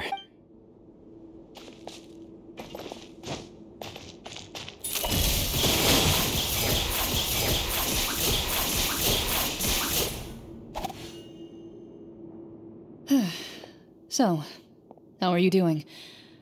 Feeling any better? What just happened? Do you remember how you got here?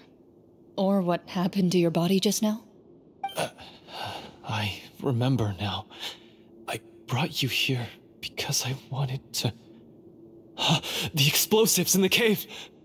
You mean these? Huh? How did you... I could tell something was off the moment I stepped into this cave, so I kept an eye out. I've already dismantled the whole thing. So the strongest champion duelist in all of Fontaine saved the day once again. Guess I shouldn't be surprised. It would seem your skills as a Marachose hunter are as sharp as ever. I deserve some answers, don't you think? Tell me why you wanted to lure me here. Everything you said earlier sounded like the truth. Luckily, your monologue was dramatic enough to convince my friends you were just role-playing. I don't know. I just always felt like there was something in my heart that didn't belong to me. Something agitated and angry. Who knows? Maybe it was my own anger all along. I could never really tell. The feelings about my father and the other Marachose hunters are real. It just wasn't fair. I was angry, bitter that no one remembered them or praised their accomplishments. I don't know when it started, but at some point, my anger came to completely consume me.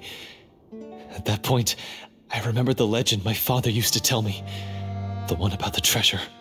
But if the treasure was all you cared about, why plant all those explosives? Wouldn't they just destroy the treasure and bury you along with it? I can't remember. My head is a mess. It felt like there was this voice telling me to eliminate the hunters, but now it's gone.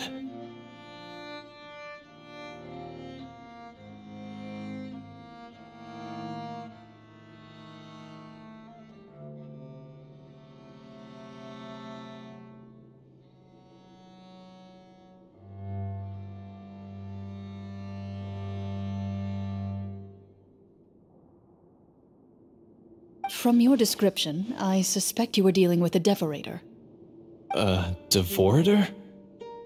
Oh, your master, your father, I mean, never talked about it? It was a kind of monster that was active several centuries ago. No, I've heard of it. I'm just not sure why you suddenly... Wait, it can't be. The seal! The seal? My family has served as marechaussee hunters for many generations. But the title and swordsmanship weren't the only things passed down over our line. There was a seal as well. My father instructed me to always watch over that seal and maintain it regularly. He said it had been passed down over a truly ancient age, and protecting it was our clan's most important duty. But I neglected that duty after he died. I finally decided to come down and check on it one day, and that's where my memories become fuzzy. The Devorator would be a formidable adversary for any mortal being, even ones as capable as the Hunters. If you lacked the power to completely destroy it, you could easily fall prey to its influence and corruption. In light of this, some marechaussee hunters chose to seal the Devorator away, in the hopes that a permanent solution would come with the passage of time. I heard it has the power to amplify the obsessions and desires in people's hearts, to the point where they overtake you entirely. It would seem I'm not just lacking in skill with a blade, but in mental fortitude as well. And yet, you were able to retrieve 3 of the 4 keys. If I remember correctly, each was entrusted to a respected and capable hunter. How did you manage it?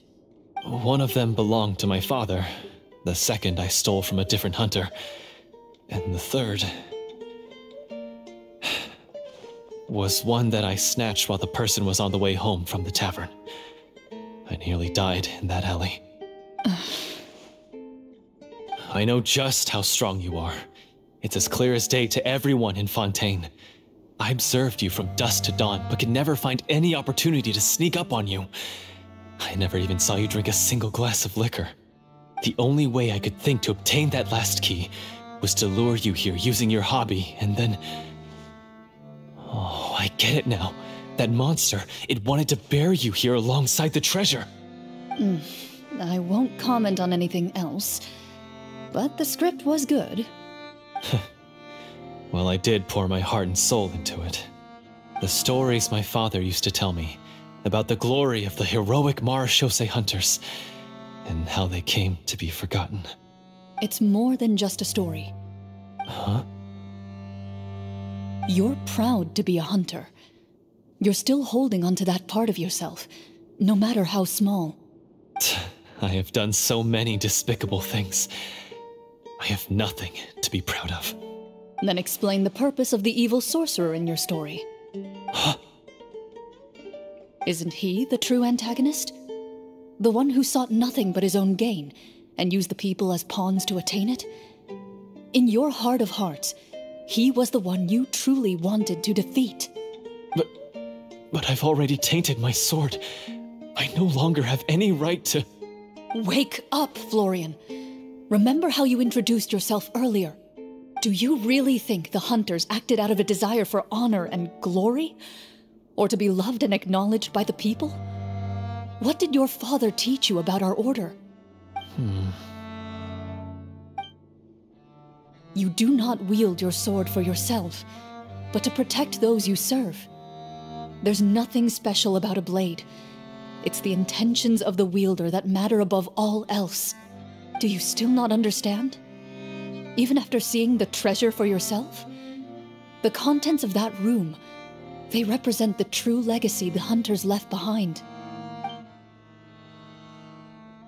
You're right.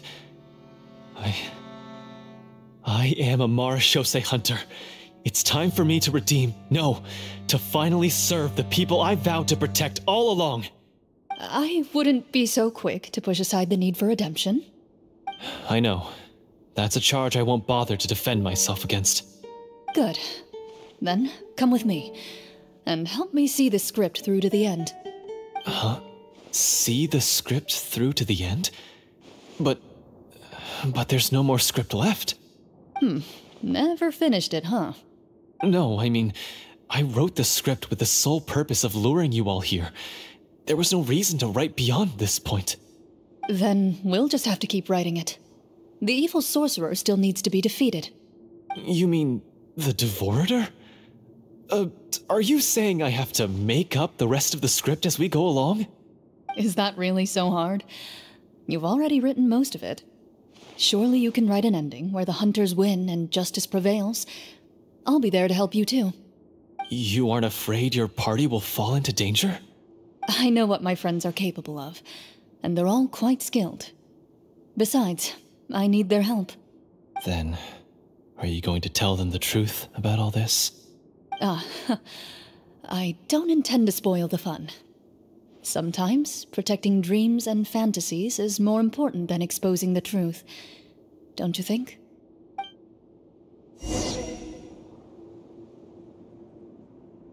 Ready.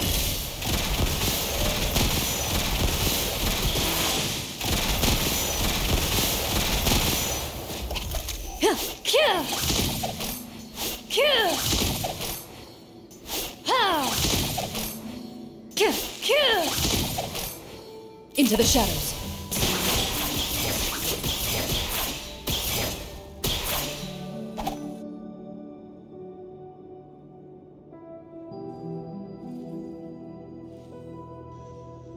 They're back!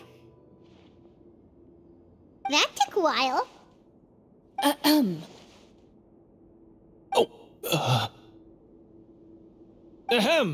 My fellow Marashose hunters, please forgive me, for I have sinned.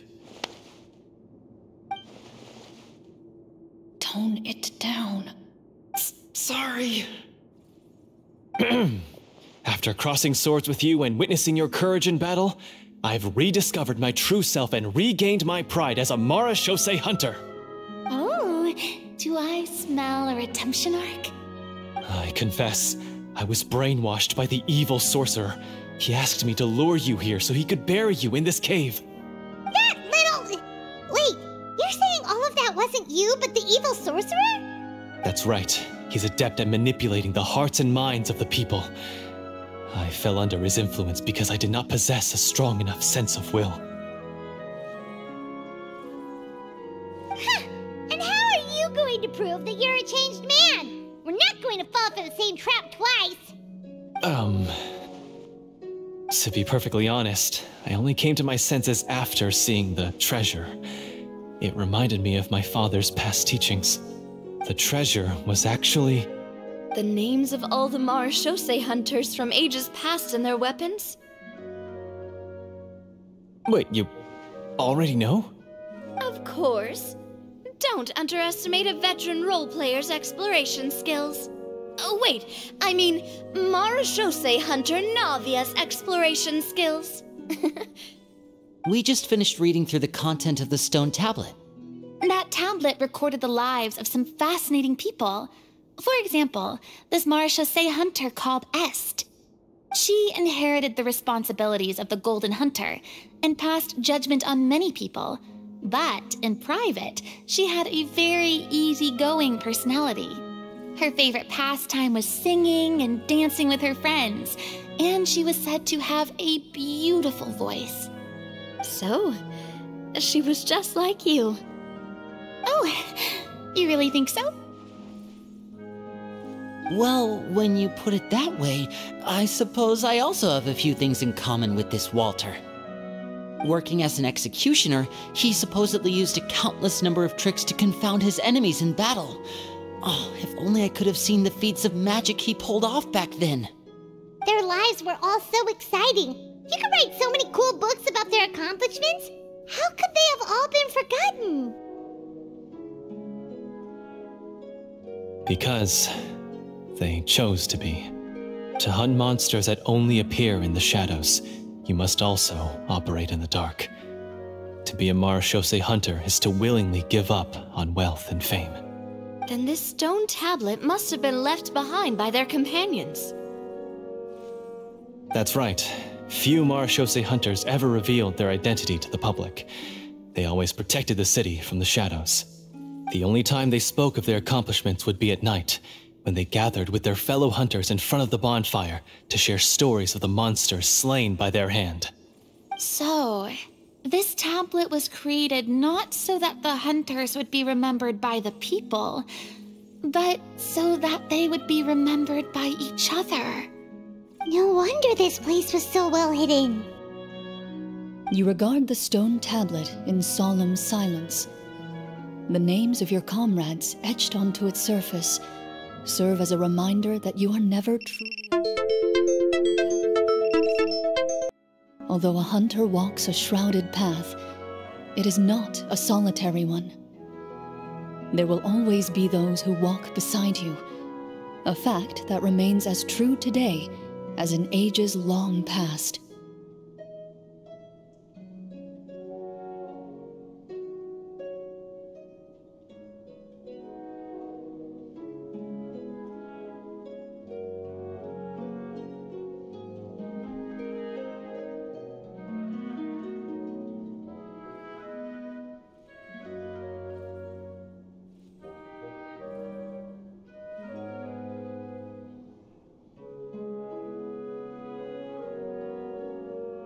Their legacies shall continue to be passed down from generation to generation, as everlasting as the stone onto which their names are carved. Father, you once told me that I should seek out the treasure if I ever became lost. So this is what you wanted me to find.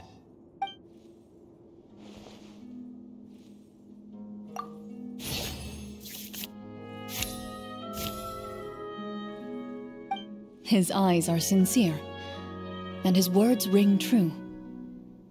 You can tell that every word he spoke just now came from the bottom of his heart. I implore you, everyone, please give me a chance to make up for all I've done. Allow me to fight alongside you and defeat the evil sorcerer that threatens the peace and prosperity of everyone in this kingdom. Well, I say we let you join. Sounds good to me too. Everyone makes mistakes. What matters is what you do to make up for them. I have no objections, but...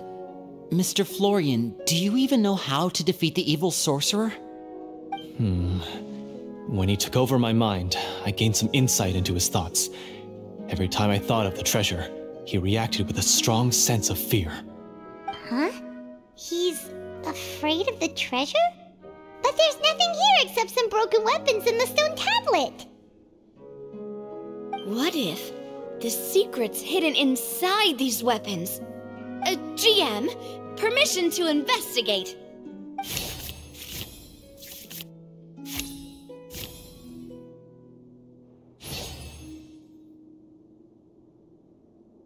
At first glance, the weapons appear absolutely ordinary. But as you observe them, you notice a faint energy emanating from within. These blades have slain countless monsters. Though it's been a long time since they were used in battle, their edges remain sharp, as if they're simply waiting for the next worthy hunter to carry on their legacy. So basically take these with us, right? I'll take this weapon, since it used to belong to Est. Maybe it'll find comfort in being held by someone who appreciates the arts. Ah, good idea. I'll take Mr. Walter's bow then, from one archer-magician to another. Paimon's gonna pick a cool weapon too!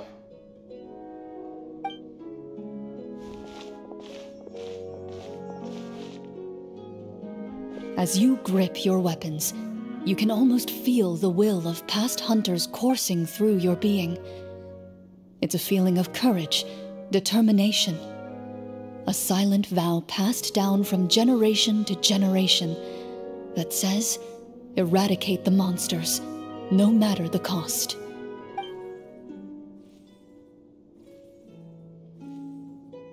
Mr. Florian, do you know where to find the evil sorcerer? I was able to see his surroundings when our minds were connected. I believe he's currently hiding out at the church in the kingdom. We must be extremely careful. He's spent so long living among monsters that he's now taken the form of one. He will not be easily defeated. Then why don't we explore some more and try to find some higher level gear? We don't want to just fight him and lose, right?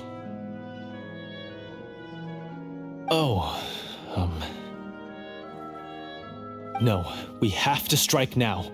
He was greatly weakened when I managed to break out of his control. If we let him rest, he might have time to escape. I agree with Mr. Florian. We've got to act while we have the advantage. Don't forget, the people of the capital are counting on us. Yeah, now that we've got a plan, there's no point in waiting. The longer this drags on, the worse it will be for everybody. Yes, that's what's called... Yes, that's exactly right. All right, you've persuaded Paimon. Mr. Florian, please, lead the way. Of course. Follow me. He had to set up so many scenes today, and now he has to join in for this last part. I really don't envy his job. Finally, you decide to slay the evil sorcerer and bring peace back to the kingdom once and for all.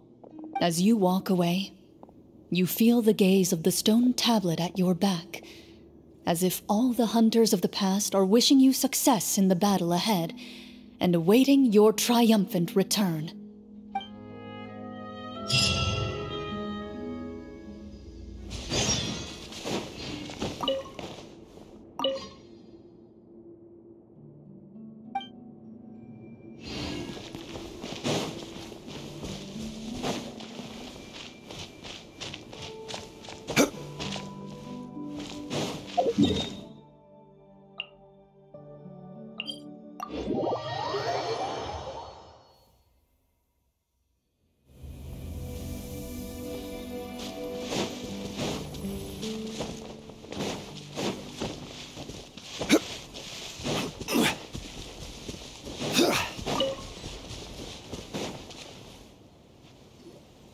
Finally, you arrive at the church Florian described.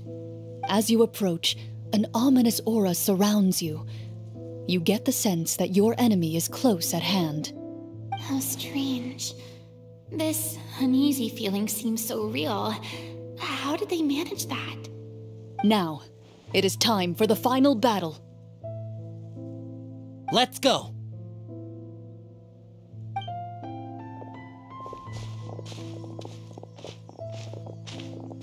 Florian, wait.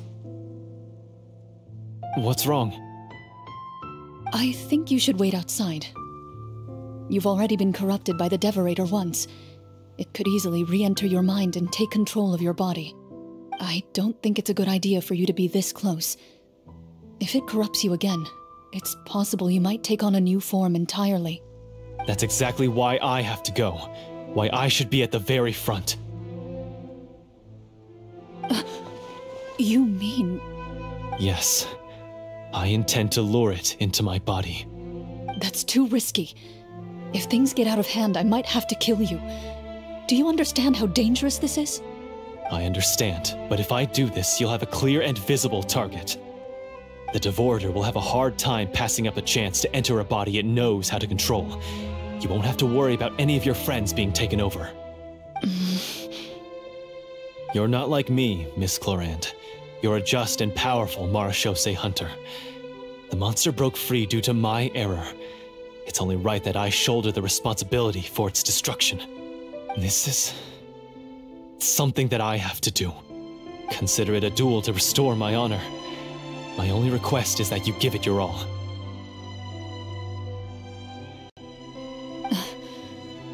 I understand. Then, as a champion duelist, I hereby accept your request for a duel, and extend to you my most sincere regards. Thank you. The battle is now upon us. Let the Devorator once again tremble under the blade of the Marechaussee hunters.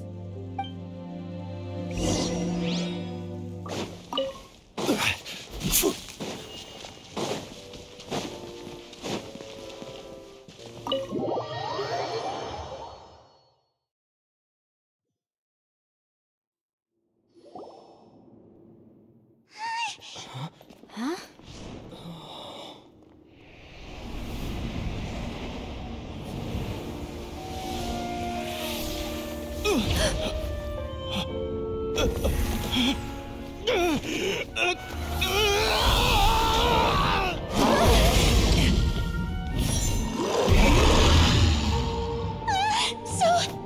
lifelike.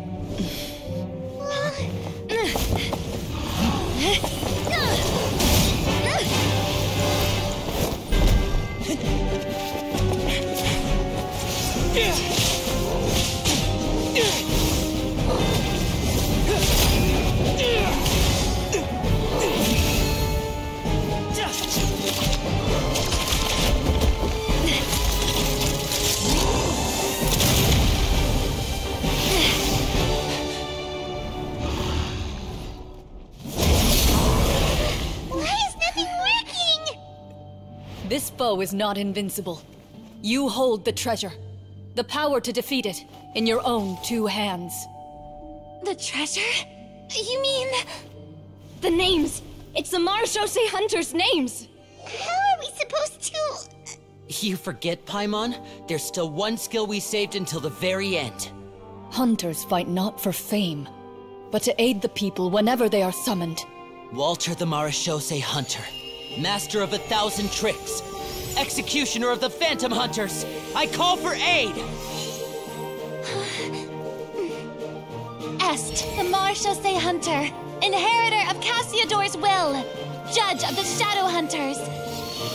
Answer my call!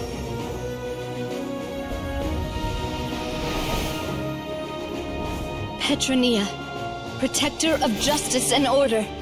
The hunter I respect the most.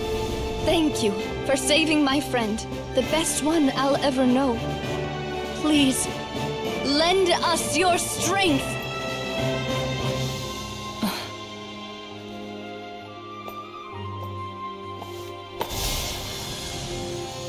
We have come to answer your summons.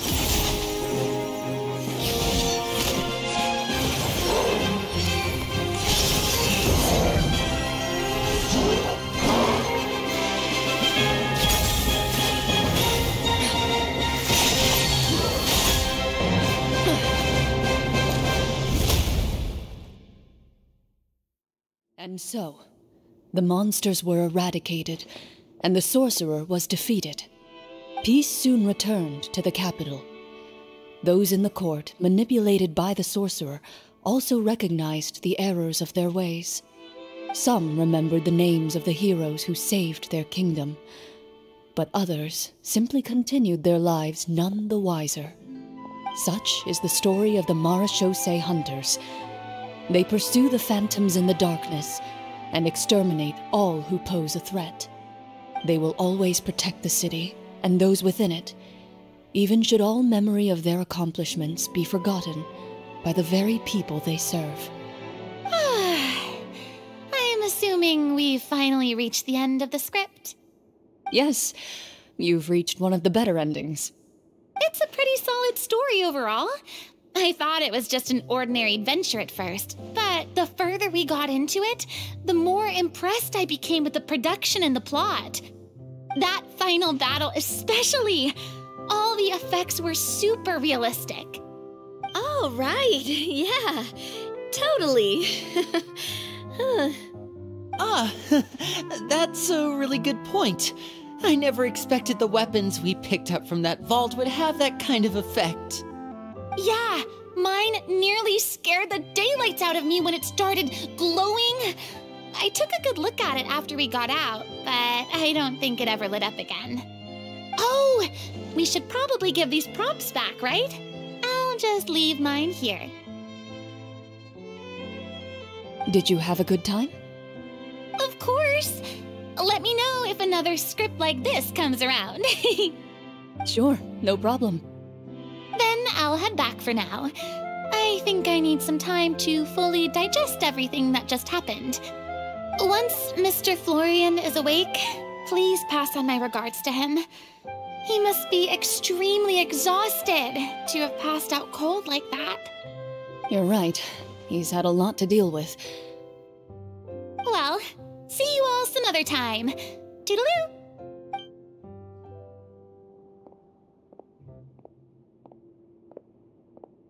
Okay, so, Can I ask now? I think it should be fine, yeah. What in the world was going on back there? So you saw through all of that?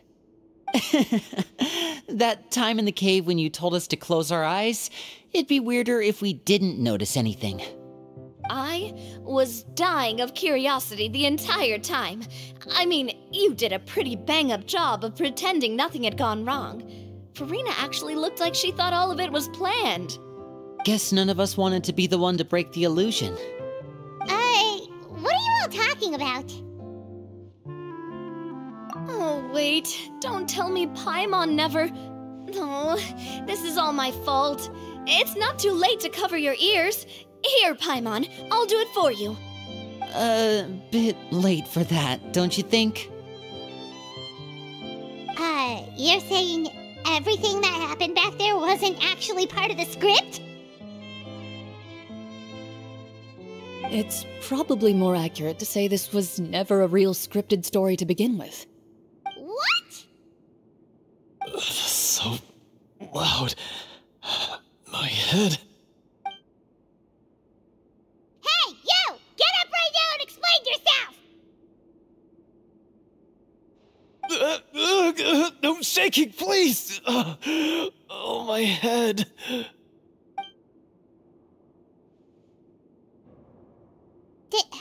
Did Paimon just hear that right?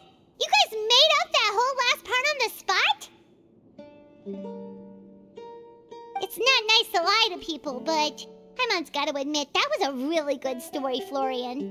Oh, and nice improvisation, Chlorinde! Yeah, it was like watching a magician improvise a spectacular magic trick after forgetting an important prop. If Paimon knew something was wrong with that vault, she would have floated straight in the opposite direction. Everything was under control. As if you've ever described a situation as being out of control. I'm pretty sure any situation you consider to be easy to handle would scare a reasonable person half to death. Guess I'm just used to it. You must run into a lot of unexpected situations then. That explains why you're so good at coming up with things on the spot. As for you, Florian... I know there's no excuse for what I did. I'll turn myself into the guards at once, confess my crimes, and accept any punishment that comes my way. I would say you've already suffered more than enough. What? You may have been blinded by fame and fortune in the beginning, but your actions during the final battle had proven you to be a true marechaussee hunter. You'll be far more used to the city above ground than below. Your job as a hunter is more important. But... Of course, you'll still need to take the keys and pay a personal visit to the 2 hunters you wronged. Prepare to accept any terms they give you as well. Yes, of course. As far as I'm concerned, though, your showing in the duel was enough to prove your honor. Then I'll do exactly as you said. I'll go return those 2 keys right now. Thank you so much, everyone. I'll do my best to prove myself worthy of the second chance you've given me. I swear this on my name and honor as a marechaussee hunter. Until we meet again, everyone.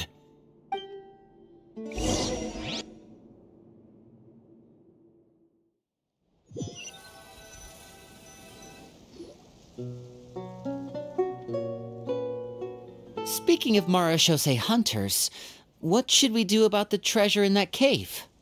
Leave it be. Are you sure? We could show it to people, make it so that the hunters are remembered. Don't you want that? No. Every name on that tablet made the same choice. All hunters know what the path entails. I am no exception. My identity as a marechaussee hunter is not something I need people to remember. I wish only to be recognized as a champion duelist. Nothing more. That's certainly very different from the path of a magician. Still, I admire your decision. Wait! Paimon just remembered something. If there were no special effects involved, why did our weapons begin to glow during the battle? That's because the Marachose hunters of ages past would often imbue their weapons with special enchantments to suppress the monsters. Whenever a monster was nearby, their weapons would start to glow. Oh, so that's why they had an effect on that guy near the end. I really thought the summons were doing all the work. Well, I'm sure the summons were a part of it too. Oh? How so? This particular Devorator probably hailed from the same era as the hunters we saw in the room. The names you recited all belonged to the bravest hunters. Countless monsters fell to their blades. That's likely why the Devorator visibly reacted when you said them out loud. So the names held the power all along! Navia, everything you said during your summon. Huh? Oh, I meant what I said. I mean, it was true to my character, so yeah, I'm glad you heard it. Just don't make me repeat myself. It's embarrassing. I really appreciated those words. All right. Don't get all sentimental on me. Anyway, let's not talk about that anymore. I'm going to go on ahead. Don't fall too far behind now. She ran off! I should probably head back as well. This story was truly incredible. I might have to spend the whole night telling my siblings all about it. Goodbye.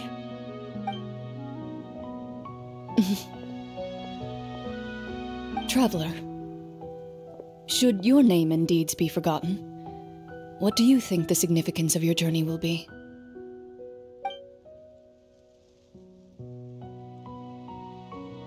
I suppose the significance would be the journey itself and the world we helped create. There's still value in the time I shared with everyone here, in the things we were able to accomplish, even if no one remembers them. A great answer. I'll remember it. Me? The Marachose hunter says nothing in response to that question. Perhaps her answer lies in her silence. An unspoken vow left to echo through the night. The path she walks needs no explanation.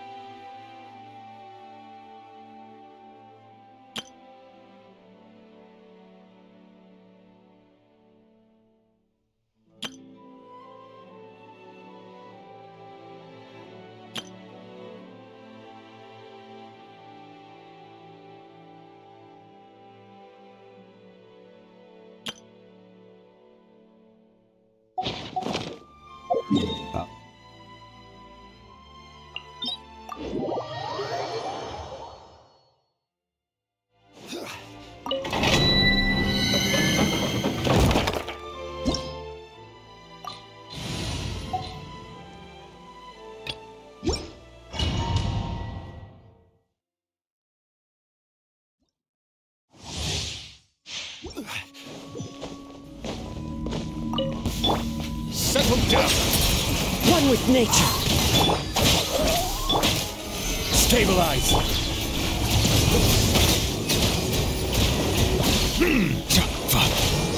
Silence.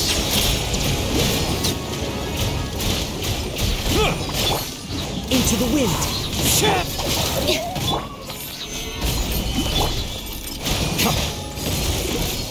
Bow your head.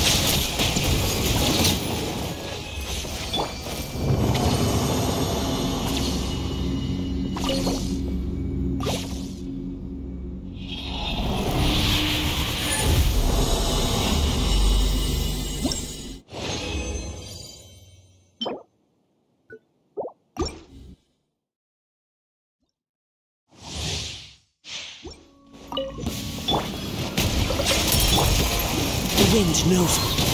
Stand with me!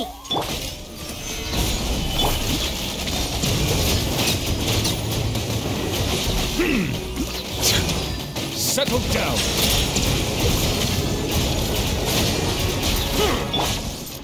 One with nature. Our bond is strong! Gather. Bow your head.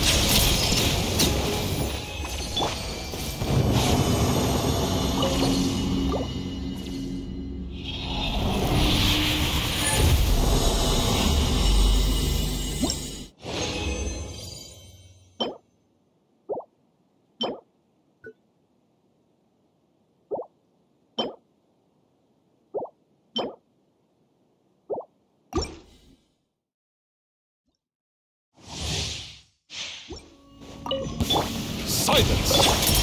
Into the wind. Stabilize!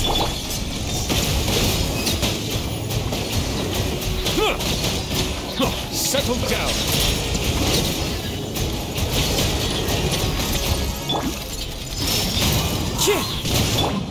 Dissipate! Gather! Silence!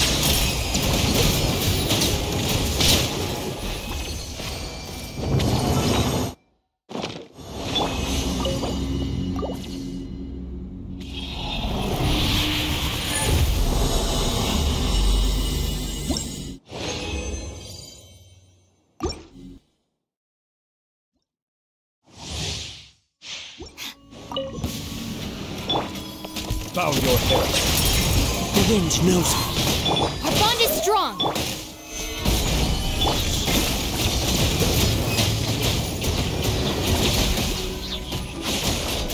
Settle down. Into the wind. Stand with me! Bow your head.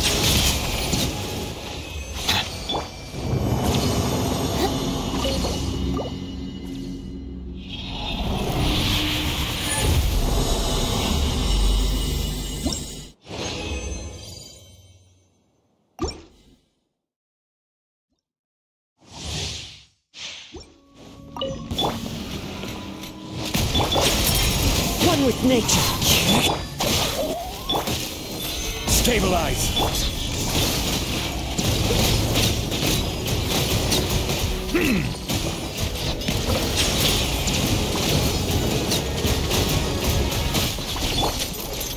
Into the wind. Dissipate! Gather. Silence.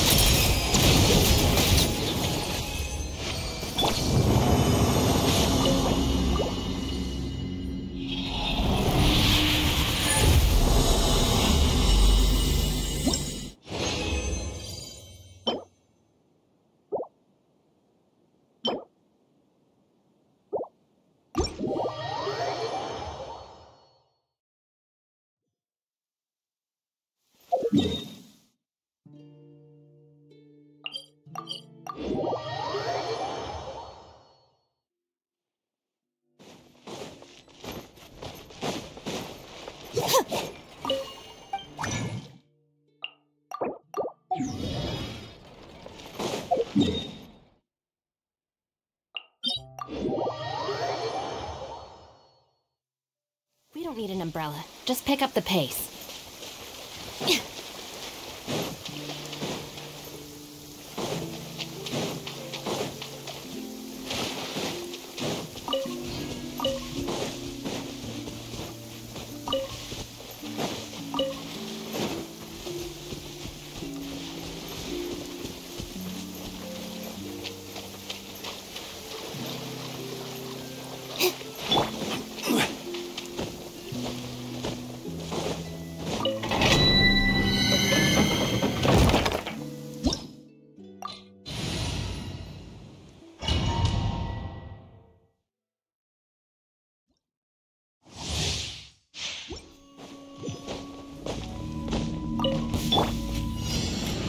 Bow your head. The wind knows me. Our bond is strong! Stabilize.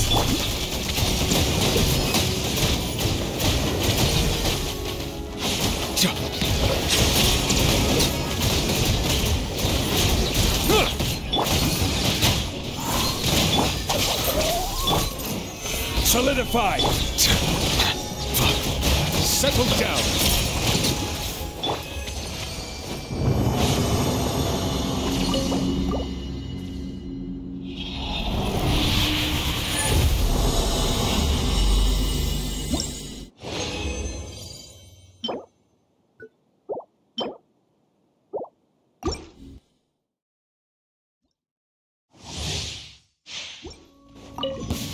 Bow your head. Stand with me!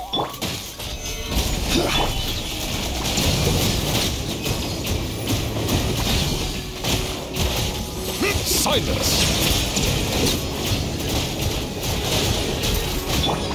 One with nature. Dissipate! Bow your head.